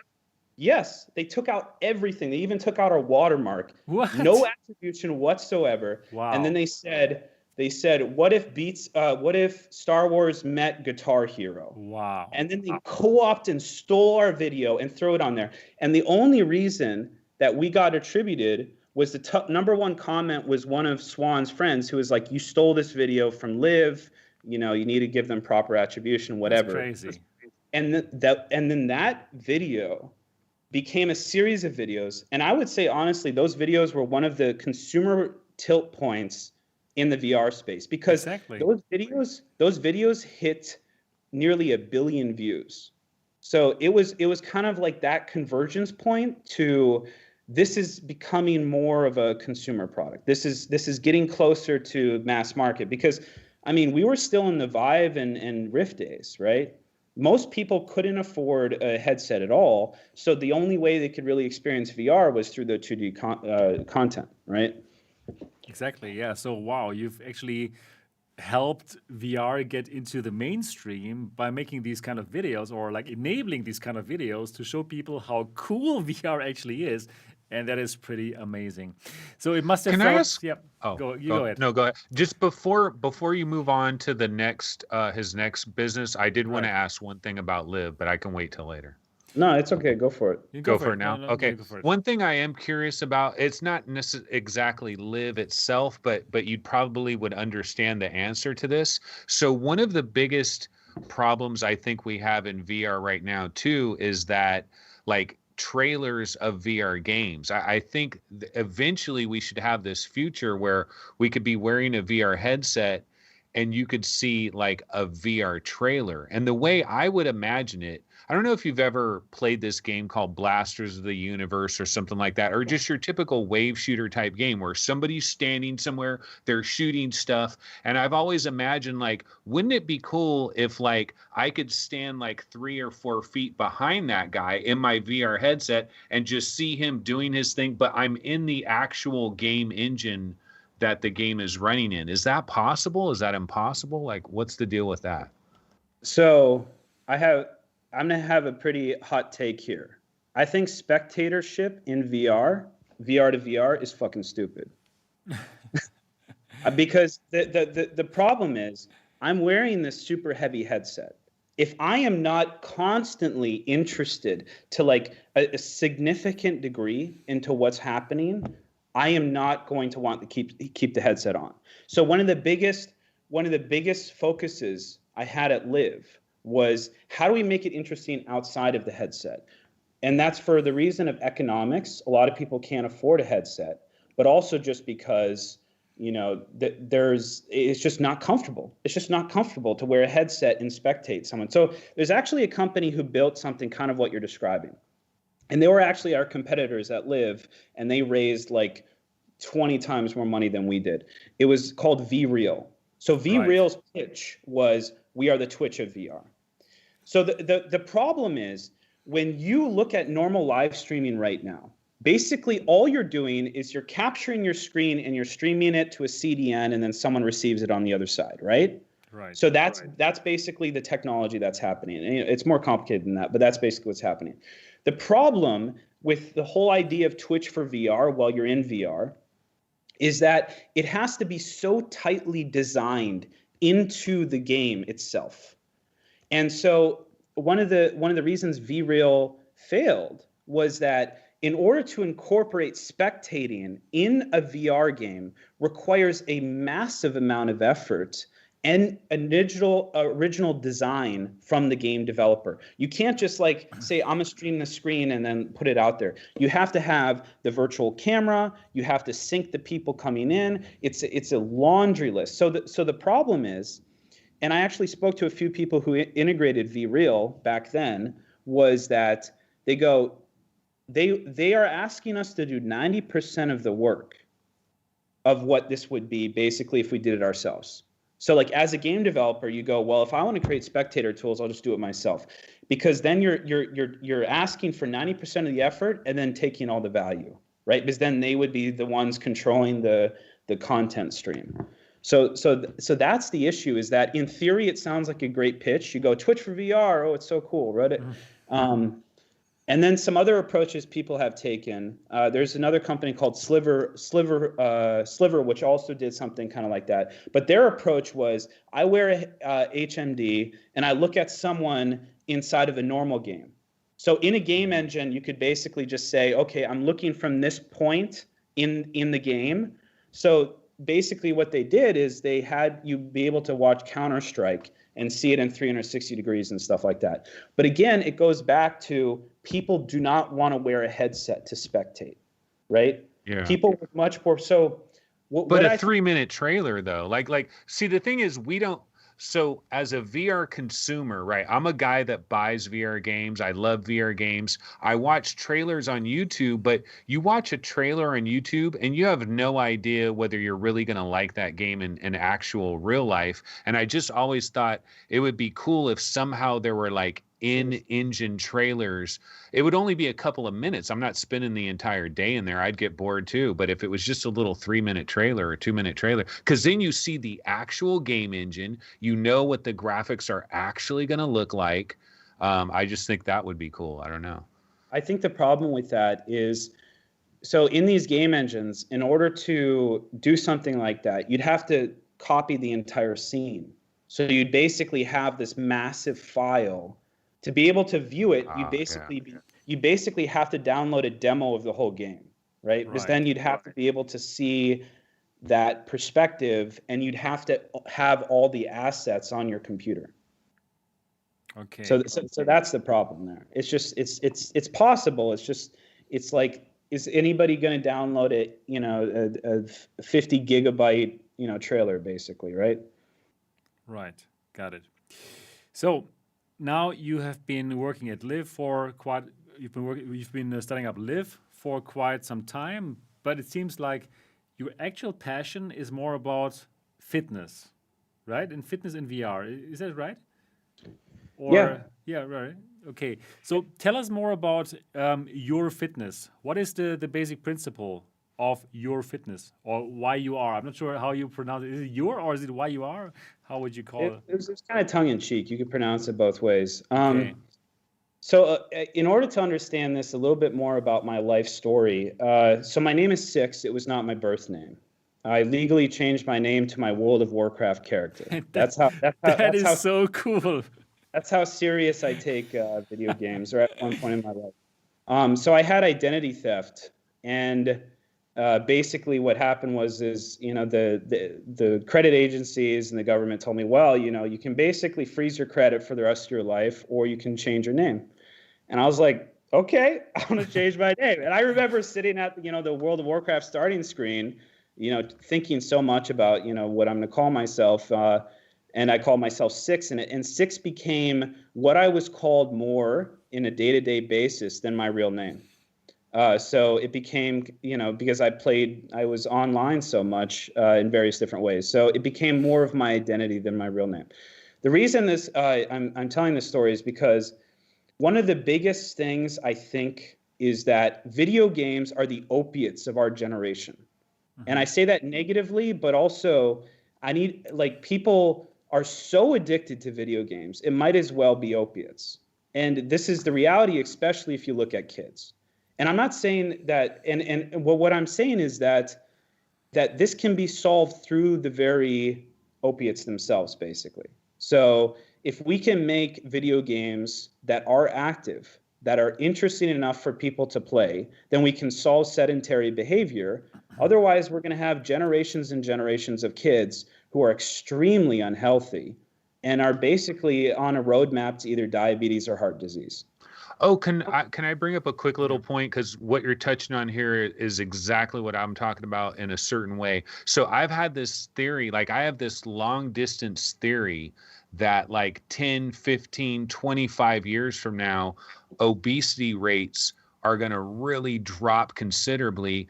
And to me, I think AR and VR is going to be a ginormous part of this. And I was telling people about it, and everybody was like, no, that doesn't matter, man. It's calories in, calories out, exercise. And I was like, no, it's going to change the way people I can see people with AR headsets on, and you're doing some little game and you're moving all around. You're moving your body, you're walking over, and you don't even realize that you're actually burning a lot more calories. You're not just sitting down. It changes the freaking game. And I really do believe obesity rates are going to kind of dip. Have you ever seen that one AR demo where somebody's playing Mario?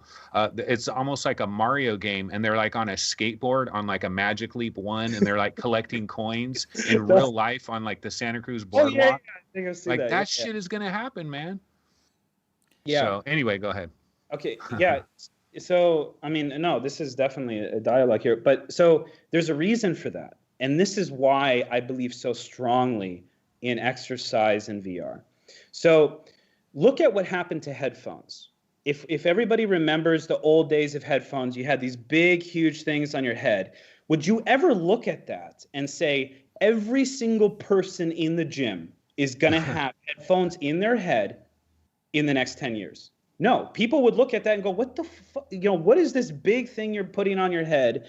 And it's because you are immersing your ears into audio, and it's allowing you to focus on something that would otherwise be too boring.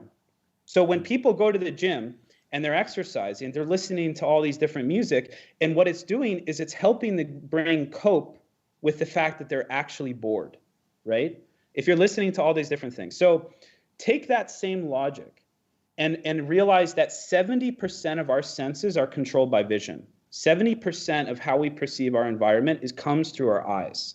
Now, what VR is doing is hijacking your brain and basically putting you in a fight or flight response to force you to move in order to survive. So like when you're playing something like Gorilla Tag, it's activating the flight response because you're running away from other people. When you're playing a game that's really active and it's based off you being attacked or some type of response, you have to respond or you will die, or at least like your brain is kind of responding that way, right? And so what I believe is the ultimate hack here is basically you're telling your brain you have to respond to survive, and then you don't even realize that you're exercising. You don't even realize I'm at 160, 180 heart rate. I was playing accidental exercise. Accidental. Yeah. I got up to 184 BPM the other day playing my friend in a game, and I didn't even feel like I was there. I didn't even feel like it. So what we're and then a final part about that is the way that we communicate exercise now is the same way that people see a salad, right? They go, oh, I don't want to eat a salad. I don't want to be healthy, like whatever. Gamers don't want to be told to exercise. But if they were in a game and the mechanics of the game required them to move, they're gamers. They want to win, right? Mm-hmm. So I think it's going to be one of the biggest ways to prevent generational obesity is VR gaming. Wow. So that was like my big, focus of why I'm in that space at all. Right. So give us a short explanation of what YUR Fitness does. Yeah. So YUR basically is a utility that runs in the background, and it analyzes movement data.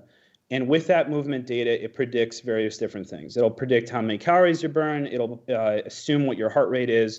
Basically, the way we designed it ultimately is we had a large subset of people wearing heart rate trackers, and then we compare that with machine learning to people's acceleration and velocity, and then be able to assume what their heart rate is. And then we'd use basically the standard model of, you compared to your heart rate compared to your BMI is how many calories you're burning.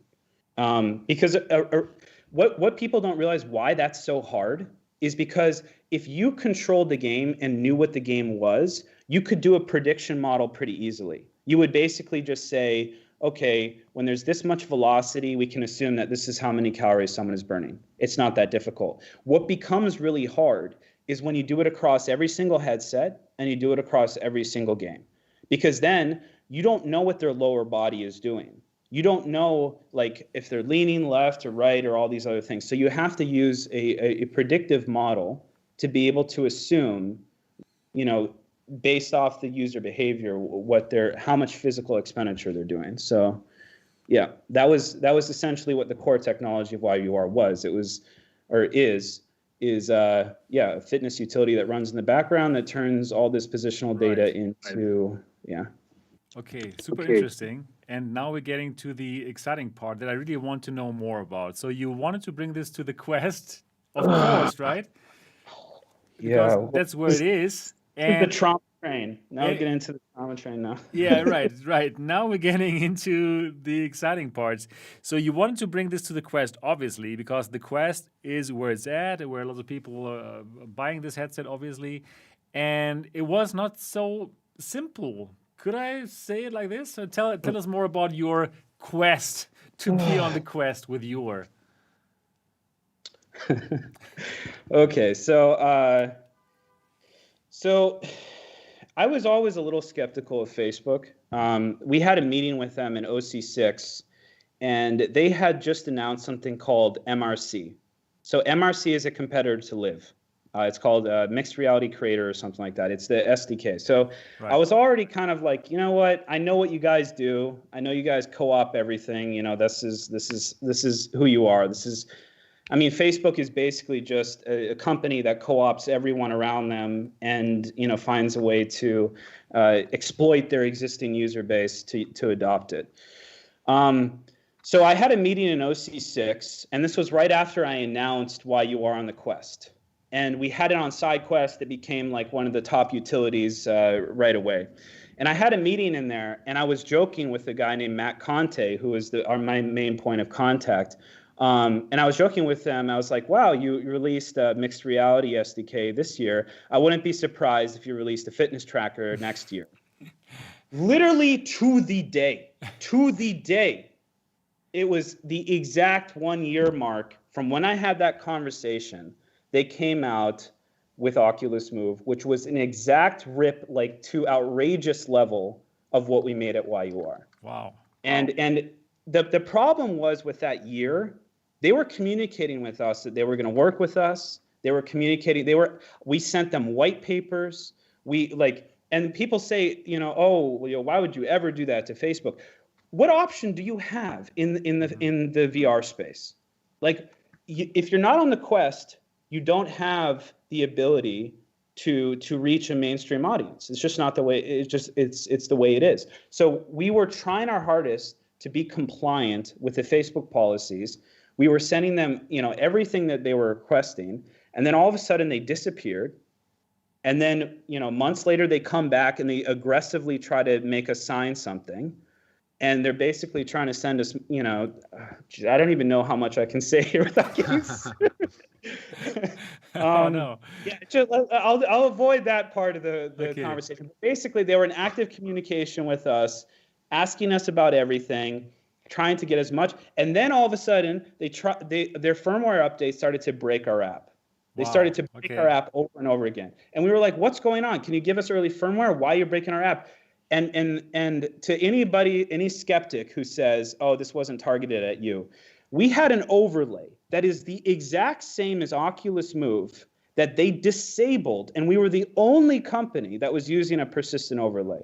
The only one. In one of the firmware versions, they kept breaking our app, and then all of a sudden they started to start poaching my engineers.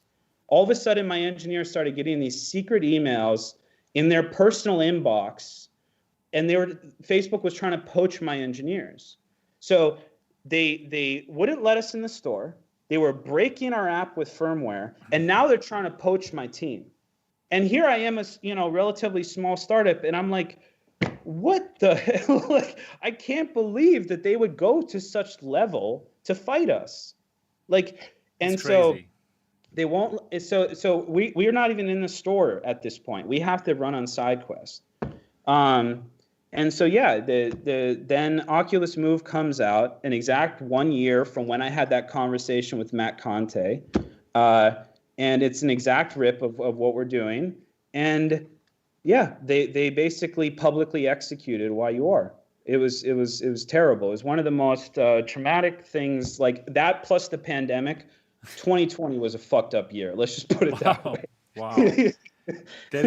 That is really unbelievable. I mean, we know that Facebook basically is simply like ripping off the competition. Like, let's say, for example, I don't know, let's say like Instagram, the stories, right? It's everything comes from other companies, and they're simply doing it, copying other things, and they get away with it. Basically. Yeah, I think one of the things I really want to emphasize is copying is a culture that exists in software. So I'm not necessarily saying copying is bad. What I'm saying is bad is blocking someone out of the store that is creating a competitive product to you and trying to steal their team and intentionally breaking their product. Because honestly, if Oculus Move came out and YUR was there and Oculus Move was right next to it, it'd be fine. I'd be like, whatever. Okay, you guys fight your game. We'll do Apple Health. We'll do Google Fit, whatever, right? You know, like you play your race, we'll play our race.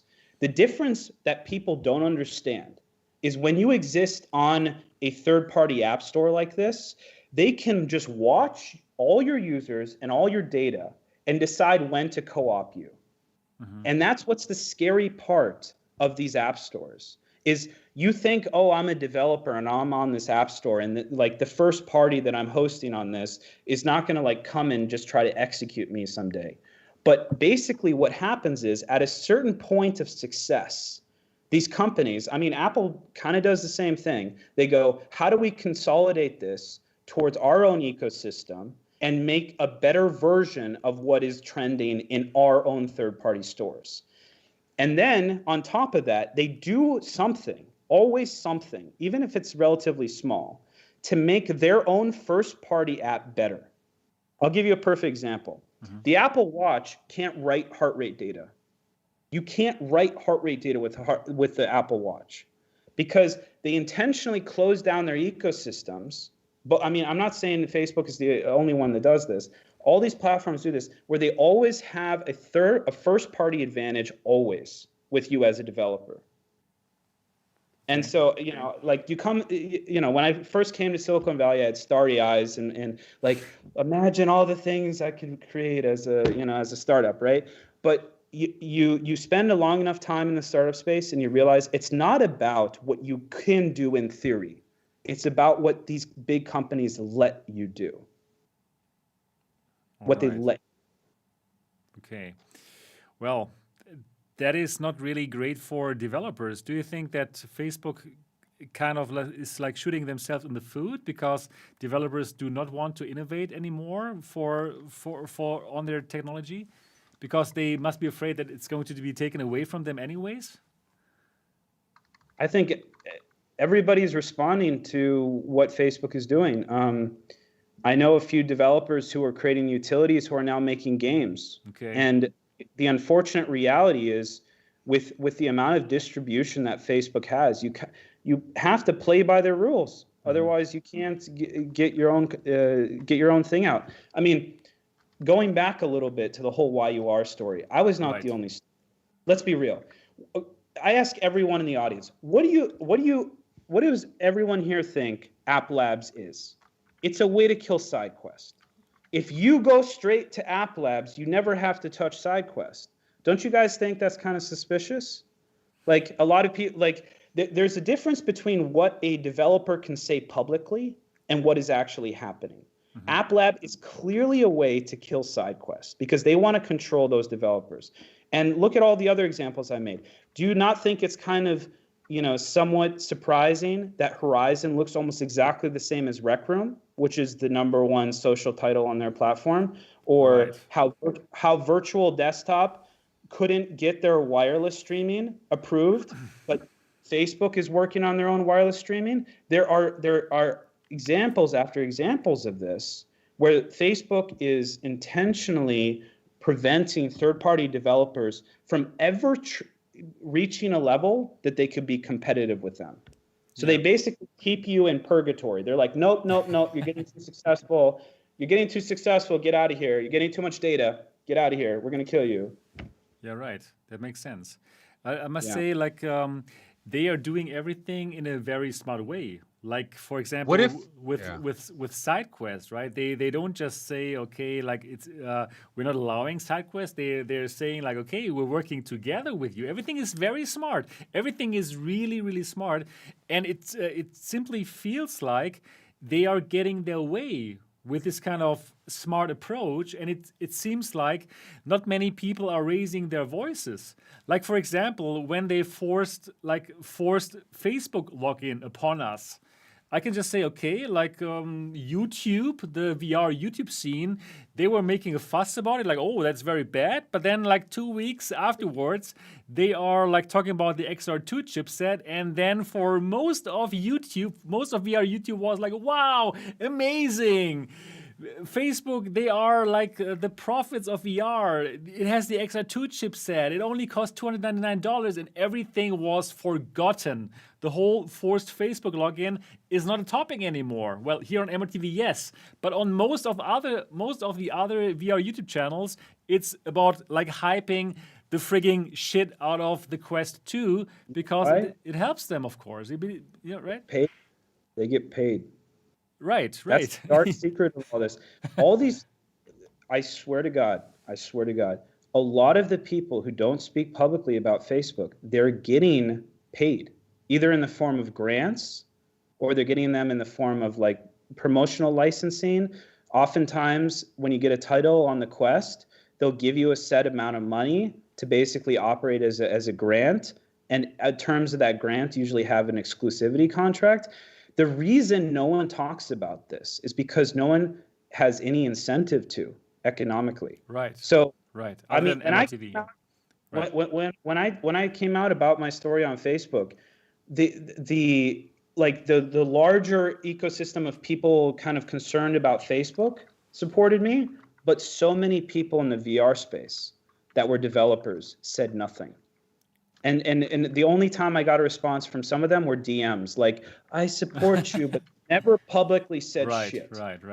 You know? And that's the reality. When you get a monster the size of Facebook, you know what? I don't blame them. If they're going to survive in the totally VR, exactly. Yeah. they have to bow to Zuckerberg. They have to be like, yeah. It makes sense, right? You have to kiss the ring. You have to kiss Mark's ring if you want to thrive, or if you're earning most of your money from Facebook. Of course, you would not openly criticize them. I totally get it. Like, so it makes sense. But I must say, for me personally, it was like very surprising to see that, like how everything turned out here on VR YouTube. Like that like very few people are actually like criticizing the fact that they're forcing you to log into the Quest with your Facebook account, which has so many kind of like it's like it has so many privacy concerns like locked to it, right? Like everything you do in virtual reality, everything you look at, your movement patterns, like it's a treasure trove of your personal data that you're giving away to Facebook. And well, their business model is not VR games. Their business model is to get to know you and to make profit out of you, right? And if like you are like outspoken about it, well, it's not going to help you with your subscriber count on YouTube. But you know what? I give a fresh fuck about it. I don't care about it. I like to stick to my guns and tell people what I think about it. But well, I know that for this thing, I'm like in the minority, the like very vast minority, because well, it's not helping me economically, right? And well, that's like how the world is. But yeah, it's a bit sad. Yeah. I mean, I sent you a link on Facebook. Right. You should play, or not Facebook, sorry, Twitter. Yeah, right. About that would be kind of yeah, you're right. On Twitter. So one of the things that I recorded was how Boz, who's the head of their VR initiative, he said something about how they're so concerned about privacy, blah blah blah blah blah. Right. I know. But if you go like a couple of weeks ago, yeah, right. If you go to the privacy settings and it lists basically what an app is actually pulling from you, if you go to the Oculus app on your mobile device, it's literally like 5 pages of information that they're taking from you from that mobile app. So the whole like we're privacy conscious thing is just a ruse. It's just a complete ruse. So I think people just need to be aware of that. It's the way it is. You're subsidizing the headset with your data. Yeah, of course. And What do you think? Real quick. What do you think of like the comment that people will make, like Twitter saying, "Hey, you don't like it? Build your own Twitter. You don't like it? Build your own Quest 2 ecosystem." What do you say to that? Networking effects with Facebook are so strong that they have become the phone book of the internet. And when you're that scale, you can't leave a platform. You can't. Because then if you leave the platform, you lose, 20 years of connections. That's why, back in the day, the government had to regulate these telephone companies, because if you give so much control to that, the point of reference of a human contact and connection is controlled by a company. I mean, you could wake up tomorrow and Facebook could completely destroy 90% of their product offerings and people still wouldn't leave the product, because it's where all their friends are on already, where their family is already on. That's the biggest issue. Right. Facebook is no longer a social network. They're basically like a phone public book utility. Yeah. Right. So Cix, I want to ask you, when do you believe is Facebook really going to use the VR data that they can harvest? So like, I don't think, well, at this moment in time, probably they're not really doing it right now. Like people playing Beat Saber, people playing whatever games are on the Quest, they're probably not still using it. But what do you believe, when are they going to use that data, and are they harvesting it right now already? So they actually, as much as I hate Facebook, they actually are a bit privacy conscious on the headset itself. So the only thing that I know for certain that is being sent from the headset is when you do hand tracking.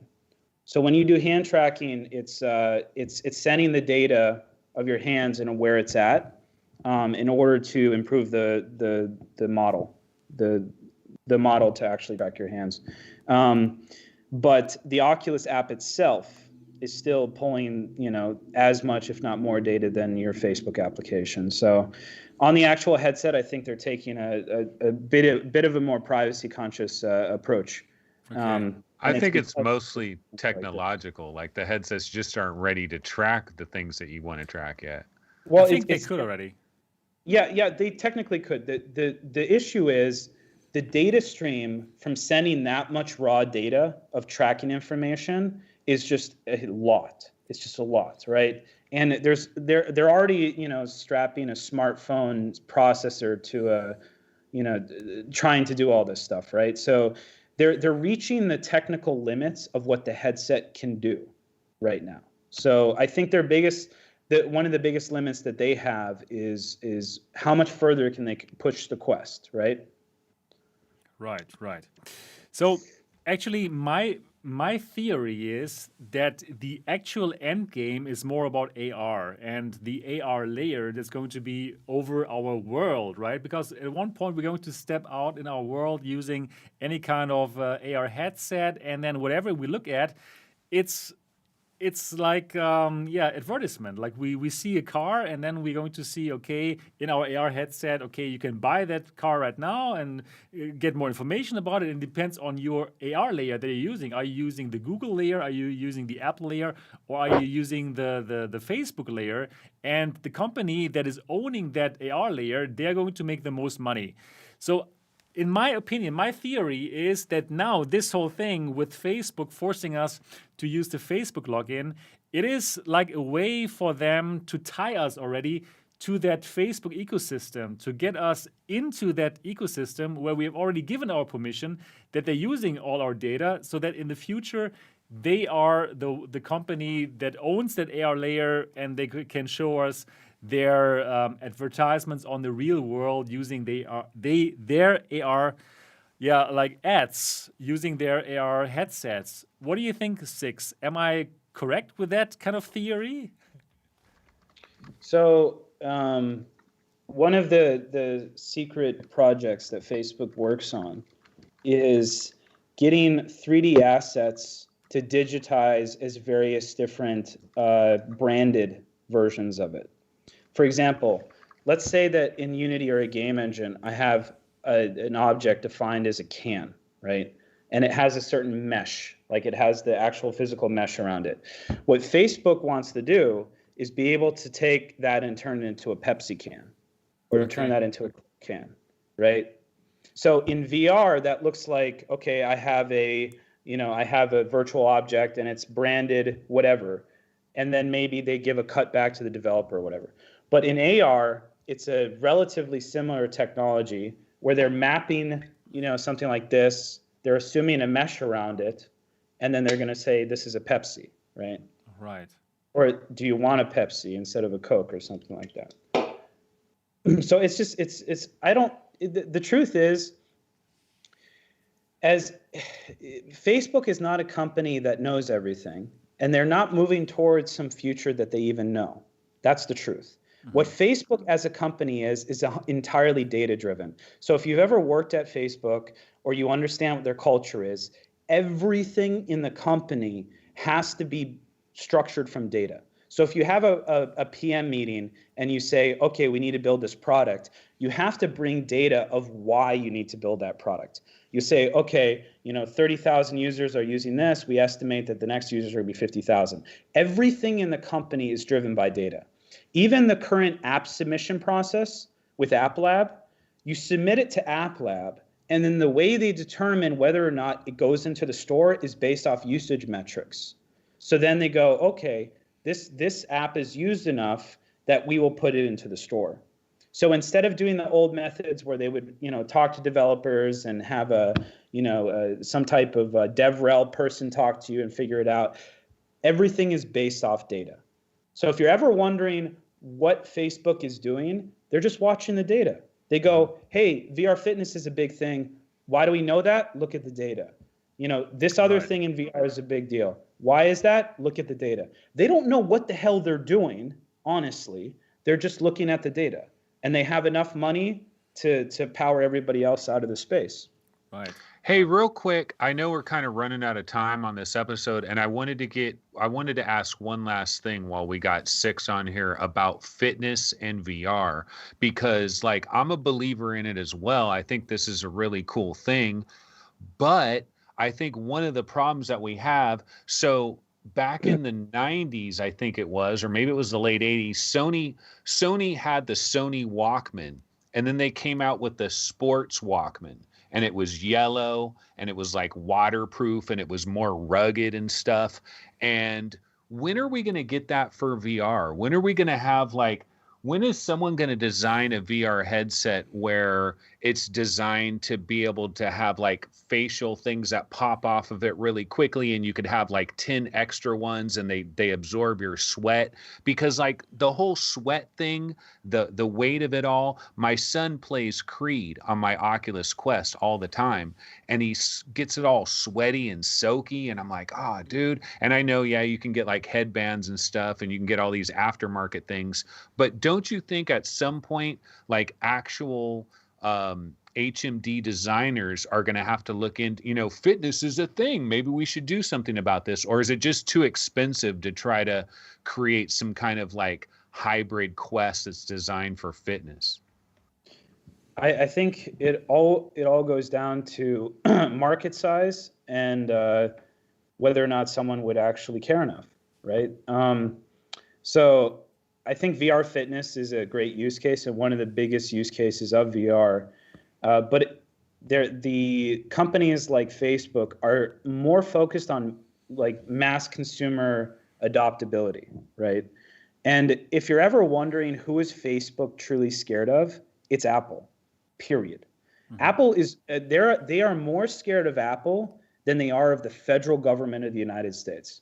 They are more scared of Apple destroying their company. And the new privacy releases are coming out. They're going to estimate taking out 25% of their mobile revenue. Wow. So, yeah. So Apple and Facebook are basically going to be the Google versus Apple of the yesteryear with the mobile devices. And I think the answer to that question is, if you remember in the smartphone race, there was iteration. It went from a massive thing to the Trio, Palm Pilot to the Blackberries. There was this constant iteration, but then we eventually landed on the full screen format, and then there was a few more years of consolidation, and then all of a sudden a bunch of smaller startups could come and make their own version of an Android operating system phone, right?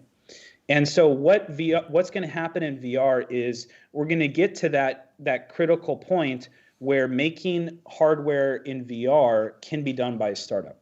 Because until it reaches that point to where the hardware is basically not custom made and custom designed and all this other stuff, and then they only have to custom design the face panels and stuff like that, that's when you see these type of market-specific products start to come out.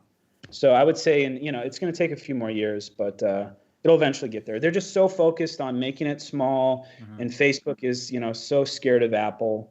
Right. They're focusing on that. Okay. Okay, cool.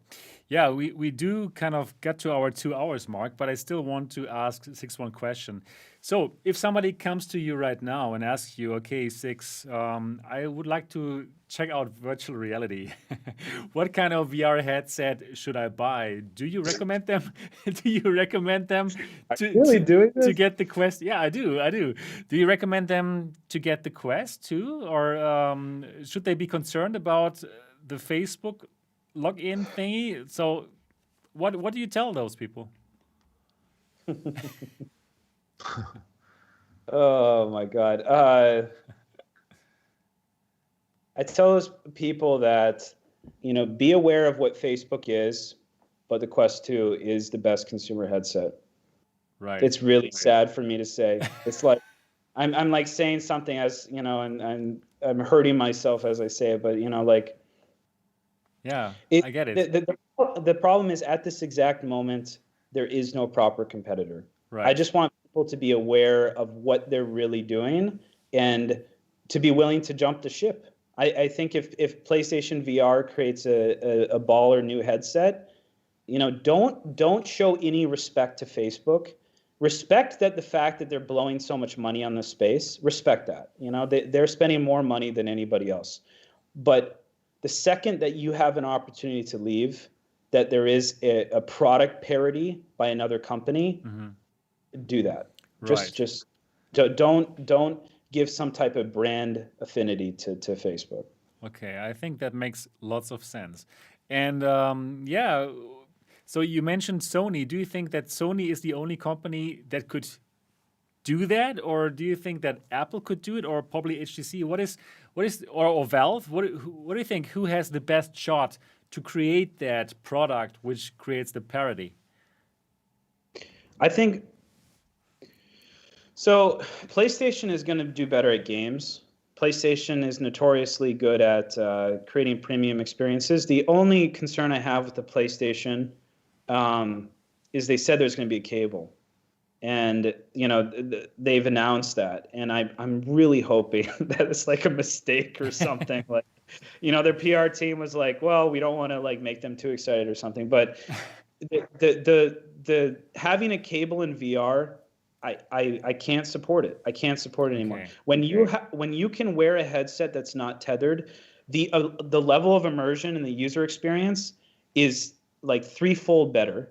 Versus higher fidelity is maybe 50% better, right? Like the ability to just move around and not have to worry about like stepping over a cable is such a massive user experience upgrade. That's the biggest concern I have with them. So if they are coming out with a cabled headset, I am very concerned. Okay. Right? Okay. But So- yeah, I would say Apple, probably. Okay. Right. All right. So we have to see what's going to happen in the future with Apple and HTC. Yep. Let's hope that there's going to be some company that can give us some kind of competitor to make the marketplace more even. Anyways, wow, I could talk with you, Cix, for the next couple of hours, but we don't want to make this too long here. So thank you so much for taking the time to speak with us here on the Next Dimension podcast. I hope it was enjoyable for you too. And yeah, I can't wait to have you back on here in the future because this was just too exciting. And I wish you all the best for your third company, man. Thank you so much. Thank you so much for having me on the show. That was really cool. That was really, really cool. Yeah, so that was it for the 16th episode of the Next Dimension podcast. And for all the people who are watching this live right now, I hope you enjoyed it too. And why don't you give this show a thumbs up right now if you enjoy the kind of candid talks, right? Not paid by Facebook, very obviously, as you could tell by today's show again. And one thing, if you enjoy this show, one thing that you could do, please get out your iPhone or iPad right now, open the podcast app and look for the Next Dimension podcast and give us a 5-star review if you enjoy independent XR content, because this would really help us and help the show to get more traction. And we already have lots of traction here with all these people who are watching this live. That is amazing. So do this right now. Give this a 5-star review and give this a thumbs up. And again, thanks a lot for Cix for being on the show here. And also, of course, thanks to Anthony from VR365. Do check out his channel, VR365, an amazing channel, and subscribe to that right now. Other than that, we're looking forward to see you next week in next episode. Until then, bye-bye. Bye. Yeah, Cix, that was an amazing show. So we're still doing like an after show for like a minute or two, and we're still live right now. So yeah, how did you think about being on the show? Did you enjoy it? The candid talk. Are we still live? Yeah, we're still live. We are still live. Be careful. We're still Okay, live. so we're live but not live. Exactly. Yeah, it was great. It was great. It's a lot of fun talking about this type of things with people who, also know their stuff. Yeah, So. that's really good. And yeah, I must honestly say it's like good to hear your voice and your story, because it's not so often that we hear these kind of like stories of people who are really affected by how Facebook is kind of like trying to drive out the competition using their power, right? They have this unbelievable market power and they're simply using it. And it's like crazy. It's like Guy Godin of Virtual Desktop. Right. He could have been on here too. Yeah, exactly. We had him on the show here as well. And they also tried to poach away himself, right? They tried to get him work for Facebook and he didn't do it. And yeah, it's crazy. It is simply crazy. I think it's kind of like what is the saying? Honor among thieves, right? It's just everybody in the software space steals from each other. It's just the fact. Okay. The difference is, like I described with Facebook's example, is they don't just copy you, they assassinate you. Right. And I think that's what's concerning for me, because when you have a company that has that code of ethics and they are the dominant player by orders of magnitude, like the Quest 2 is now has more headsets in the market than every other headset combined. Every other one. So like it has basically become Facebook reality, our space, at least from the market numbers. So the problem that I have is, I speak out against literally, it's almost like speaking out against the whole industry, right? Yeah, exactly, because they are the industry and lots of people are dependent on them. So that's why, we mentioned that during the show, right? That nobody really dares to speak up because, well, how do you say, you like the hand that feeds you, you're not going to bite it? Or, exactly, yeah. That's so sad, right? It's crazy. Yeah. It is so crazy. So let's hope there's going to be some kind of competitor and more people like you, like speaking up and like making people understand that it's not great that there is like one big player and that player is Facebook. It's not a great thing. Yeah. Didn't Zuckerberg have like an actual phrase about this, like copy, acquire, or destroy, or something like that? Yeah. Like either copy it, acquire the company, or destroy the company. Yep. Right. Yeah, and I want to tell this to all the entrepreneurs. I don't know, who's still listening or whatever, but a lot of people. Companies don't acquire you because they want to, it's because they have to. Okay. And that distinction people need to understand. If you are a startup and you're trying to get into the VC world and you're trying to create the next Facebook or whatever, you don't get acquired because you do something cool. You don't get acquired because you create a cool company. You get acquired because the company that acquires you feels that if we don't acquire this company, we could die as an organization. Okay. Because because especially if you're a privately held company like Facebook or any of the privately held companies, there's a lot of regulation when it comes to acquisitions. You have to get it approved by the government, basically, right? So, especially in today's climate, people need to understand that it's actually going to be much more aggressive to kill you as a company than acquire you. And the reason for that is actually part of the government's problem, which is acquiring a company, especially a publicly held company, has to be audited by the federal government, right? Okay. Yeah, right. Wow. So that's why Facebook acquired WhatsApp, for example. Everybody was using WhatsApp and not Messenger, right? So they had to buy them. Yeah, wow. Very, very interesting. Yeah, so Cix, that's it. We're going offline now. So thanks to all the people who are watching this live still. Thanks a lot for watching this. And we're going to see each other next week and see you in the next episode.